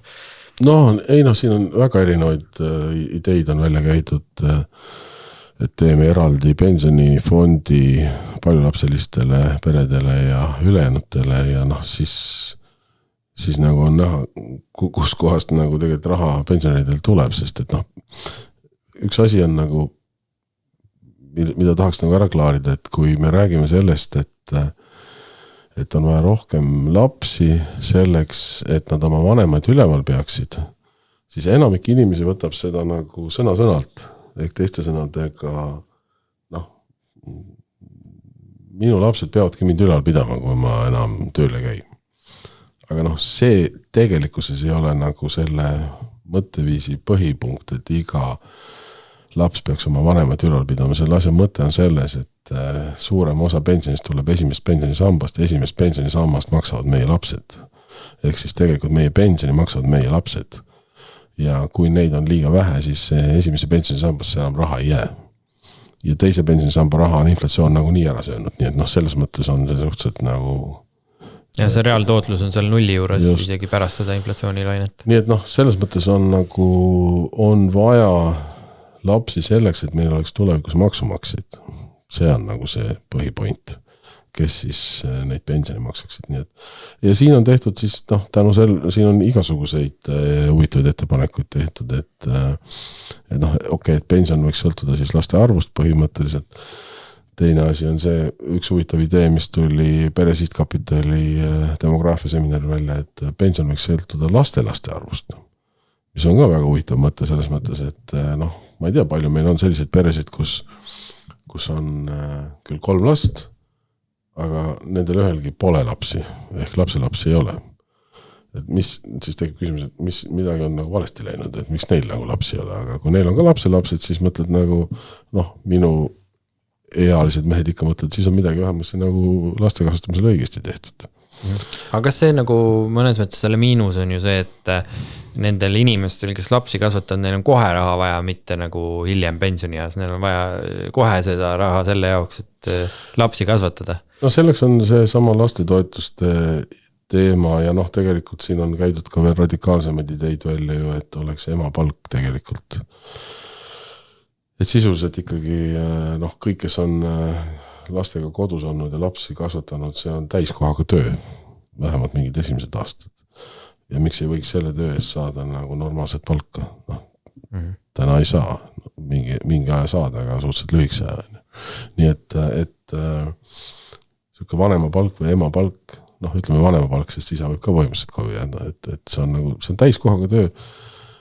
Ja noh, muidugi ikkagi nagu, kui ikkagi neid lapsi tahetakse, eks nad ikka tulevad ja need kasutatakse üles sõltumatusest majanduslikust olukorrast, et noh, see... No teistes riikides Indias ja seal ju, noh, see sündimus ei ole nagu olnud korrelatsioonis sellega, kui majanduslikult hästi läheb. Et on osalt ka tegelikult siuke maailmavaateline küsimus, et inimesed mõtlevad, et neil on hullult vaja mingit materiaalset kindlust selle jaoks, et noh, et see võimalik oleks. Teistes maailma osades niimoodi inimesed nagu ei mõtle. Ei, no seal on väga erinevad põhjused. See demograafia raport toob välja väga huvitavaid nagu tegureid seal on nii-öelda oma nime edasi kandmise põhjus, miks lapsi saadakse ja ka selleks, et seal on ka otseselt, et lapsed nii-öelda aitaksid maapidamist üleval pidada ja töötaksid seal ja noh, neid teemasid arenguriikides on erinevaid, miks nagu lapsi soovitakse, et see ei ole kindlasti nagu sarnane arenenud riikides ja arengumaades, ütleme siis nii. Lähme siit demograafia teema juurest korraks ka sinna intresside teema juurde. Et noh, me rääkisime siin Eesti majanduslangusest, eks ole, ja üks asi, mis siit ka läbi käis, oli see, et meil ei ole, eks ole, iseseisvat rahapoliitikat. Noh, et me ei saa nagu intressimäärasid mõjutada siin siseriiklikult. Seda teeb siis Euroopa Keskpank. Ja kui Eestis majandus nagu langes ja Euroopas nagu taastuma hakkas vaikselt, noh, siis tegelikult Euroopa Keskpank tõstis nagu intressimäärasid ja siis mis võimendas meie majanduslangust ja eriti nagu võimendas seda selle tõttu, et meil Eestis on ju laenu intressid Euriboriga seotud, mida ei ole teistes Euroopa riikides või noh, kas sa tead, et kas on mõnes Euroopa riikides? Ja ma natukene vaatasin seda statistikat, tegelikult päris nii saa öelda, ma arvan, et see on umbes 50-50, et pooltes on mingid segasüsteemid ja ei, see ei ole ainult Eesti fenomen, et Ida-Euroopa riikides enamikes on, kui meie naabrid siin vaatame, on Euribor osa sellest ka, noh, Saksamaal oli mingisugune kombineeritud süsteem ja Austrias, et jah, ütleme laias lasus ma ütleks, et on pooltes on väga selge seos Euriboriga, pooltes nii selge seos ei ole, et see ei aga ole... Eestis on nagu niimoodi, kui sa lähed ükskõik millisse suurpanka, siis sul ei anta fiks intressiga pikaajalist laenu. Sul ei ole võimalik saada praktiliselt ühestki pangast. Kas see on nagu mõnes Euroopa Liidu, noh, ma ei tea täpselt, seda on raske hinnata, nagu peaks koha peale minema küsima. Ei, kindlasti on võimalik saada, aga noh, küsimus on selles, et sa ei saa nagu suure tõenäosusega aegade lõpuni selle fikseeritud intressi. No see on 5 aastat, mis maksimum pakutakse, et aga 30 aastast kodulaenu ei saa fiks intressi kohta. No, eks see nüüd olegi nagu... nüüd ma võib paar sõna nagu Bigbankast rääkida, et kui Bigbank on nüüd muutumas siin selliseks universaalpangaks ja sellest ainult laenule spetsialiseeritud pangast tahab oma nagu olemust nagu kardinaalselt nüüd muutuda nii-öelda traditsiooniliseks pangaks, siis ta on tulnud ka päris jõuliselt teatud toodetega siia turule, et üks asi, mis nagu ilmselt see turgu ikka natuke raportus, oli see nii-öelda eritingimustel kodulaenu andmine või erigraafikuga kodulaenu andmine, kus sa maksad alguses ainult intressi ja siis mingil hetkel hakkad nagu laenu põhiosa maksma ja see, ma arvan, et sellist konkurentsi ja uusi tooteid tuleb veel, et seda suurt niisugust, me näeme juba see suurte Rootsi pankade turu osa tegelikult pigem täna väheneb ja need uued tulijad, noh uued Bigbank on olnud 90 algusest juba turul, aga noh, ütleme siis need universaalpangana alles võib-olla esimene aasta. Kas on Eesti kapitalil põhinev või? Ta on Eesti kapitalil põhinev 100%. Nii nagu siis LHV ja Coop? No LHV puhul ma ei ole päris 100%, kas ta on ainult Eesti kapitalil täna. kas ta ei ole börsil mitte juba? On börsil, aga peamiselt on Eesti aktsionärid, et välisaktsionäride osakaal vist ei ole nii suur. Ma ei tea seda täpselt omanike Eestis on LHV-l mingi 20, kui ma õigesti mäletan, ma võin mööda panna, suurusjärk 20-25 000 aktsionäri. No jah, okei. Eestis. No ütleme niimoodi, et igal juhul on Coop, LHV, Bigbank täna päris jõuliselt nagu suurtelt pankadelt turuosa ära ammustamas, noh, siin hiljaaegu ju vaadati neid 9 kuu tulemusi. Me olime vist ainukene pank, kus tegelikult kasum kasvas 9% võrreldes eelmise aastaga. Ehk siis oleme suutnud kuidagi selle intresside languse, mis nagu suuri pankasid lõi kompenseerida, siis lihtsalt suhteliselt agressiivse laenuportfelli kasvuga, et ma vaatasin numbreid, et meil on laenuportfelli aastaga 25% kasvanud, mis on ikka päris korralik kasv ja noh, ütleme, me oleme nii-öelda muutunud selliseks keskmiseks pangaks juba ja noh, üritame seda turgu nagu niimoodi raputada, et kas või see, et arvelduskonto pealt maksas see 2% intressi, noh, ükski teine pank ei maksa, aga ma arvan, küll nad varsti hakkavad maksma, sest et ega inimene ju mingil hetkel hakkab eriti, kui meil nüüd inflatsioon ja keskkond siin tekib ikkagi vaatama, mis tema rahast nagu saab, et noh. Eriti arvestades seda, et nagu vaadata kas või neid riigi võlakirjade intresse, eks ole, et nagu nii öelda, siis see pank saab ju paigutada, ma ei tea, selle hoiused, mingi osa hoiustest saab riigi võlakirjadesse paigutada, sest see on nagu lubatud ja noh, need pakuvad seal juba 4-5% aastas, et miks siis klient peaks nagu 0 saama, noh see küsimus tekib küll pankade puhul. Eks vaatame nüüd, kas ja mingil hetkel, kas pangad hakkavad sellega nagu kaasa tulema, eks me nüüd Bigbank käib ja natuke raputab niimoodi ja vaatab. Noh, me ei ole, kõik ei ole veel 100% ei toimi, meil debetkaart, äriklientide arveldusarved ja mobiilimaksed on veel nii-öelda, noh, nad on küll põhimõtteliselt valmis, aga nad ei ole veel nii-öelda valmis päris avalikuks minemisega, nii et 100% veel kõiki neid teenuste paketti, mida Universaalpank pakub, ei ole. Kas tal on mingi eesmärk ka turuosa osas mingites?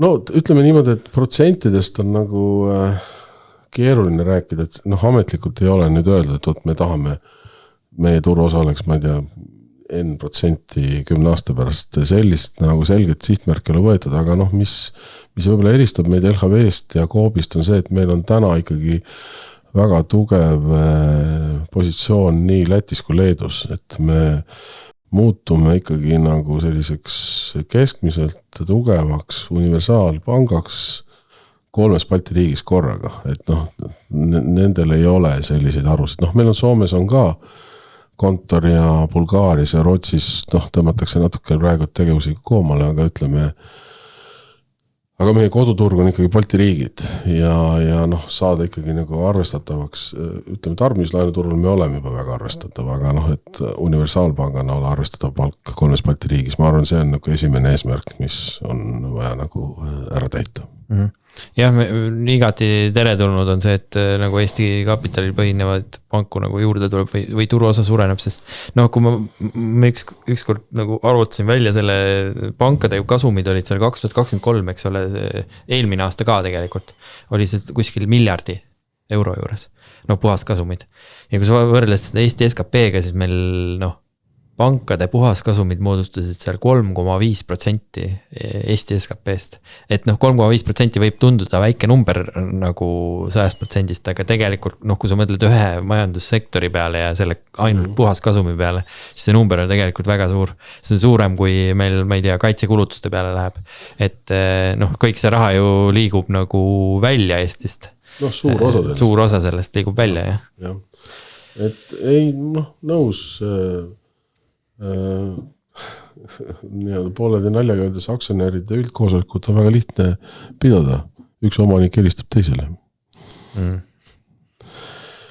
Mõtled Bigbanki oma? Just, et kui me räägime Eesti kapitali osalusest ja noh, ütleme, üks asi veel, et noh, me oleme näinud, mida ma mõtlesin, et ma nagu kasutan seda võimalust siin ka natuke hariduslikke momente, natukene harida kuulajaid.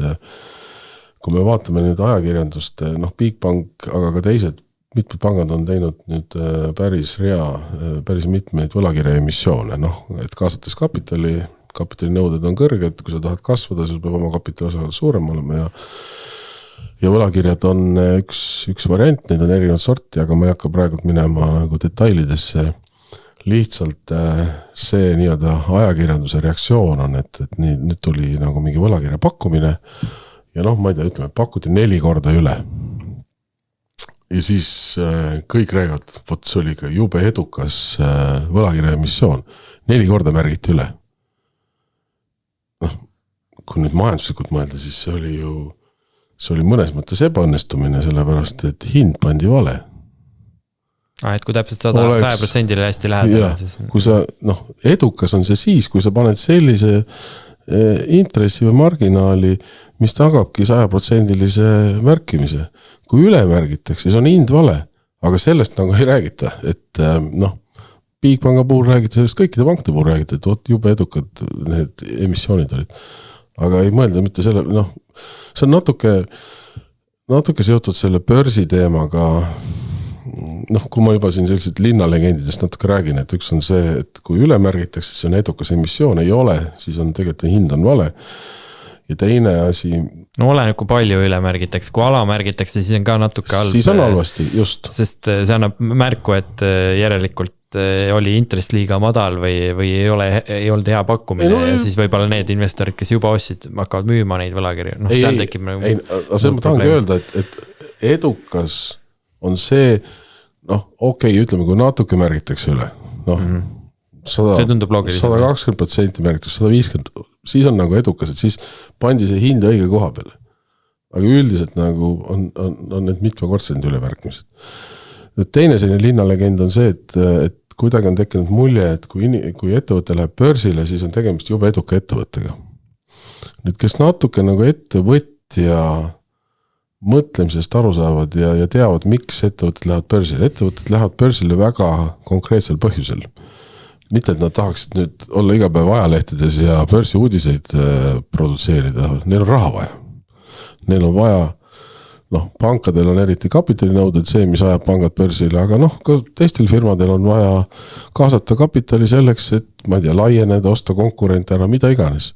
Ehk börs on nagu börsile minek on viimane kaitsevall, et noh, nüüd läheme börsile, nüüd me saame kaasata kapitali, nüüd me saame neid asju teha. See ei ole nagu, see on nagu sundkäik. Sest kui me vaatame nüüd, mida edukad ettevõtjad teevad, kui võimalus avaneb, nad ju tulevad börsilt ära. Kui neil on seal nii väga hea, miks nad ära tulevad? Pank, Swedbank viidi tagasi omanike, toodi börsilt ära. Täna Express Group Olympic läks ära. No just, mis tähendab seda, et kui enam sellist raha kaasamist hädasti vaja ei ole, siis ei pea ka börsil olema. Sellepärast noh, kuulge, kui ma olen omanik ja mul on firma, mis maksab lahkelt dividende, miks ma peaksin see 25 000 teise omanikuga jagama? See on väga inimlik.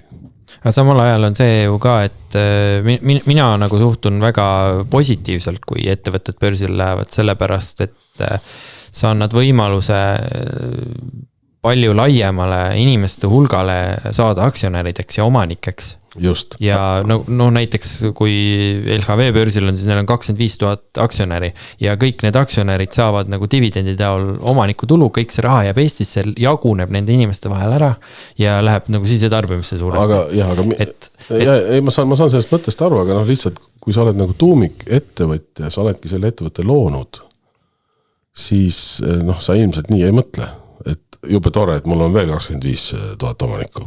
No see on võib-olla mingi muu ettevõtmine, mida sa tahad ka ja siis müüd osa börsile aktsiatest ja siis investeerid Google'i mujale selle raha. No, see... Ütleme, inimeste maailmavaade ja arusaamine sellest, kui laiali oma kasumit jagada, võib olla erinev. Noh, ütleme, kindlasti ei mõtle kõik ühtemoodi. Aga noh, minu point on ikkagi nagu selle koha peal, et see ei ole vabatahtlik tegevus, see on sundkäik, sa pead seda tegema. Ma arvan, et kui küsida börsifirmade käest, et kas nad läksid vabatahtlikult börsile, siis noh, ütleme, ma pakun küll, et 99% ütleb, et loomulikult mul oli raha vaja siis. et see ei olnud mitte nüüd, et nüüd meil on selline küpsusaste, me lähme börsile, ei, sul on konkreetselt raha vaja, siis sa lähed börsile, sul enam muid variante ei ole, enne sa kasutad kõik muud variandid ära, et see no jah, ega tasuta ei hakka neid aktsiaid keegi jagama, eks just, nii et selles mõttes nagu see on jällegi et inimesed ei saa nagu alati sellest nagu tavaloogikast aru või ma olen isegi kuulnud väidet, et ega ettevõtja eesmärk ei pea alati kasum olema. No tule taevas appi. Kas see siis on ettevõte, kui eesmärk ei pea kasum olema? On inimesi, kes nii mõtlevad, et ütlevad, et aga ega ettevõtja see ei ole ettevõte, see on mingi muu asi siis. Ettevõtja eesmärk on alati kasumi teenimine. Ja selleks kasutatakse erinevad vahendid ja mingil hetkel sa saad vahendid otsa, reservid on otsas ja siis sa peadki minema börsile, sul peab olema sinna midagi näidata, selles mõttes ei saa suvaline firma minna börsile, sul peab olema tekkinud mingi kaubamärk, midagi, mida müüa. Mingi käive. Kui sul on ainult lihtsalt mingisugune hull idee ja nüüd sa lähed kohe börsile, või sa ei saagi sinna, seal on mingid tingimused enne nagu täidet olema, või siis kukub see emissioon läbi, sest et keegi ei huvita sinu Ma arvan, et Kaarel Ots istuks siin minu selle tooli peal minu asemel, sest ta oskaks väga hästi argumenteerida, miks on börsi vaja. Ja mõnes mõttes ma olen ka nõus temaga, et kui sa vaatad nagu majandusi, mis on väga arenenud, siis seal on nagu olnud ka väga arenenud kapitaliturud. Kapitaliturud on olulised selleks, et viia säästjad ja need kokku, kellel on raha vaja, et investeeringuid teha, et ettevõtlust ajada, eks ole. See on nagu väga oluline osa majandusest. Ei, selle ma üldse ei vaidle vastu. Ma lihtsalt, minu point oli see, mis on ettevõtja motivatsioon börsile minekul. No jah, see võib küll olla. Et see ei ole nagu... Heategevus ei ole see motivatsioon, ütleme niimoodi. No selles suhtes küll, jah. Jah, just. Okei. Üks asi, kui ma nüüd, üks müüt oli veel, mis ma mõtlesin, et ma nagu, olles nüüd ise pangas ja tegelikult nagu majandust eluaega õpetanud, et mis seal on jällegi nagu üks vale arusaamine, sellest tehti muidugi mingi poliitiline teema seoses pensionireformiga, et kui oli pensionireform, siis muuseas olid mingi kohtuprotsess jälle kuskil kajastati ajakirjandus, et kui oli teise pensionireform, siis Bigbank tohutult võitis sellepärast, et inimesed võtsid raha välja ja maksid oma laenu tagasi. Ehk siis nagu, mis ma tahan öelda, et see nagu linnalegend on see, et pank on õnnelik, kui laen ruttu tagasi makstakse. Ei, ma midagi lugesin selle kohta, see on lihtsalt ajakirjanike ebakompetentsus. No just. Nad loovad nagu seoseid, mis ei ole lihtsalt nagu loogilised või... Aga see on, aga kuna see on ajakirjanduses, sellised asju väidetakse, siis see levib. Ma arvan, et kui minna tänaval inimese käest küsida, et kas pank võidab, siis... Kas pank on õnnelik siis, kui te laenu ruttu tagasi makstakse? Ma arvan, et... Ei saa intressi, miks te üldse selle laenu andis, siis ärgu andkugi üldse. No just, aga see näitabki seda, et tegelikult ei saada nagu aru, et panga põhiteenistus on intress ja pank on huvitatud, mida kauem on võimalik, et inimene maksab talle intressi, seda parem. Sest see on tema kasum on ju. No eks see on lihtsalt, paljud ajakirjanikud nagu ei taju seda või seda finants- või majandusloogikat. Nad teevad mingisugused sellised lihtsustatud seoseid, mis ei ole nagu no see on umbes niimoodi, et kui mina naabrile annan laenu ja naaber ütlen, et neljapäevani saad ja naaber toob teisipäev raha tagasi, siis ma olen õnnelik, et ma sain oma raha tagasi. Aga see ei ole ju niimoodi tööta pangad töötavad, ta saab selle raha, mis ta välja laenas nagu nii tagasi, sest tavaliselt on seal mingid tagatised ja muud asjad, et sellega ei ole probleemi, tema teenistus on intressid. Ei ma saan aru, et ma ei pea seda siin nagu seletama vastaslauale või minu vastasistujale, aga ma ütlen, et see on üldine arusaam ühiskonnas on selline nagu vildak, et ei saada aru, mis on tegelikult kasum, pankade kasum on intress. Aga siis võiks sinna Bigbanki kodulehele, sinna majanduskooli ühe video teha sellest, aga vist oli, kuidas pangandus toimib?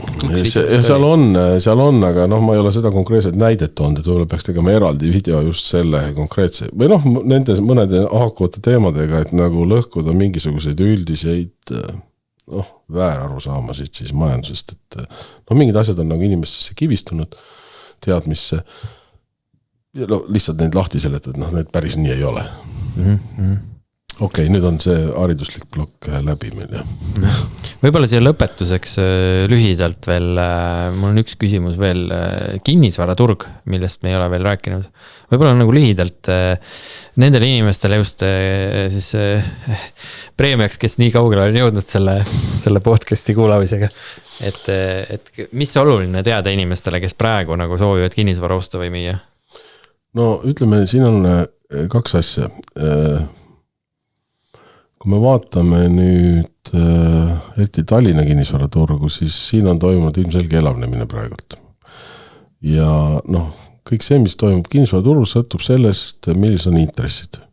Ja kui me nüüd vaatame, mis Euroopa Keskpank on nüüd teinud viimase siis, nüüd varsti juba 1,5 aastaga, siis ta on nagu selle oma intressi, millega ta kommertspankadele raha hoiustab, toonud 4% alla 2% peale.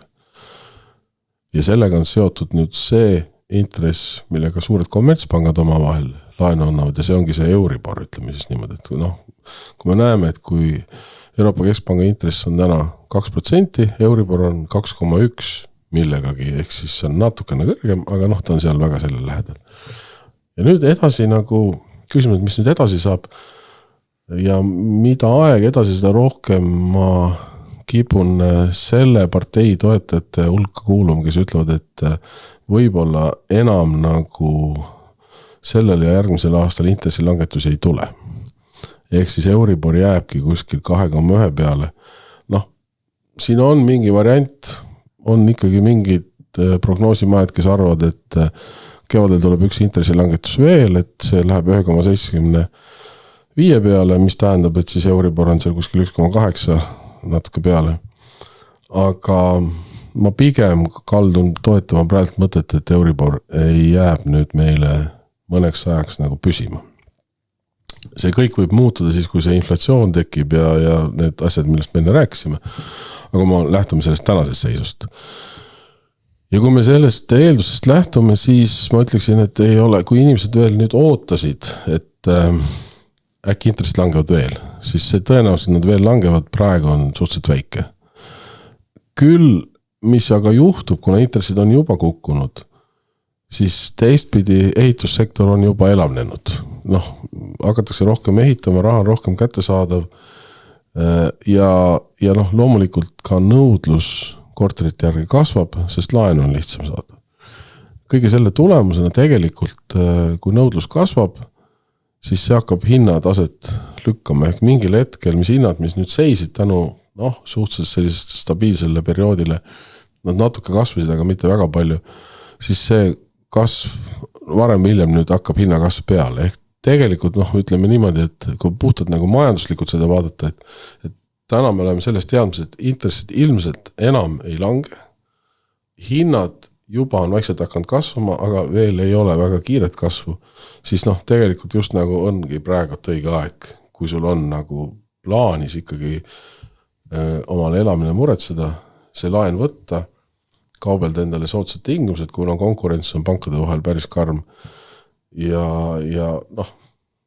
minna selle asjaga edasi, selles mõttes, et praegu enam oodata, ma arvan, et ootamine on kurjas, sellepärast, et hinnad hakkavad kasvama ja intressid ei lange, et see nagu, sellel ei ole nagu pointi. Juba mingi 3-4 aastat siin külg suunas läinud, et hinnad enam, mitte sellist kasvu ei ole olnud nagu varem oli.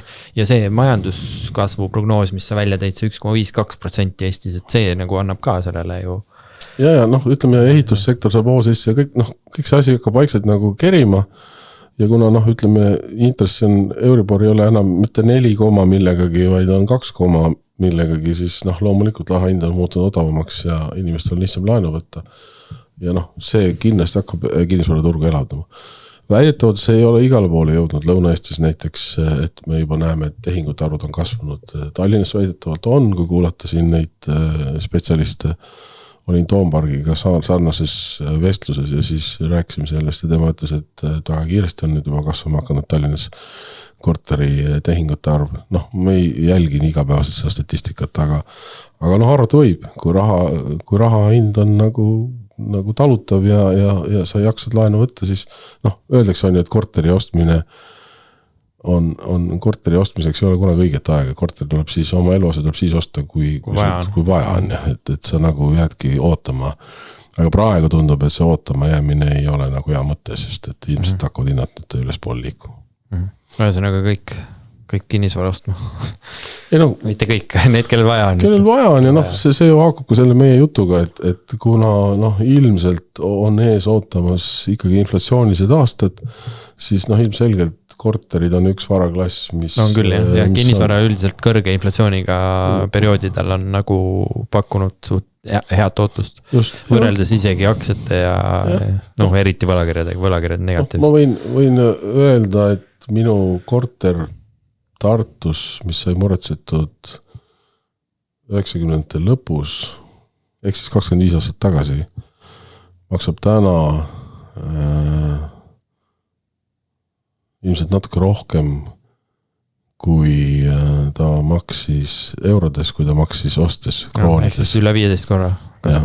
Nii et, aga see on sõltub kohast, suurusest, kõigest asjadest, aga ma arvan, et üldiselt selline mitmekordistumine, see ei pruugi nüüd edasi samas mahus minna, aga kindlasti hinnad kasvavad, see on päris selge, et öelda, aga ma nüüd juba rääkisime sellest, et hinnad kindlasti täna selle tasemele ei jää tulevikus. Ja saabki, kogu saate saabki ühe sõnaga kokku võtta hinnatõus. Pikaajaline hinnatõus, ütleme niimoodi, erinevate ja reaalvarades, eks ole. No karta on, ütleme nii, et ma ei näe nagu mingisuguseid muid väga häid lahendusi Euroopa võlakriisile, ütleme siis niimoodi, et ma ei usu Saksa või eriti Prantsuse, Itaalia valitsuse võimesse avaliku sektori kulusid vähendada, aga võib-olla ma eksin ja siis on kõik teistmoodi. Jah, alati on võimalik, et eksid, et tuleb alati arvestada sellega. Ja inimesed peavad siis alati kriitiliselt ka suhtuma sellesse, mis keegi teine räägib, mida meie rääkisime siin saates. See kriitiline mõtlemine kulub alati ära, ka selle saate puhul, ütleme nii. Jah, et kes saate lõppu jõudsid, siis ärge uskuge midagi, mida ma rääkisin. No nii hull see asi ka. No nii hull ei ole, jah. Aga aitäh kõigile kuulajatele ja vaatajatele, et saate lõpuni kuulasite ja näeme siis juba järgmises saates. Nägemist.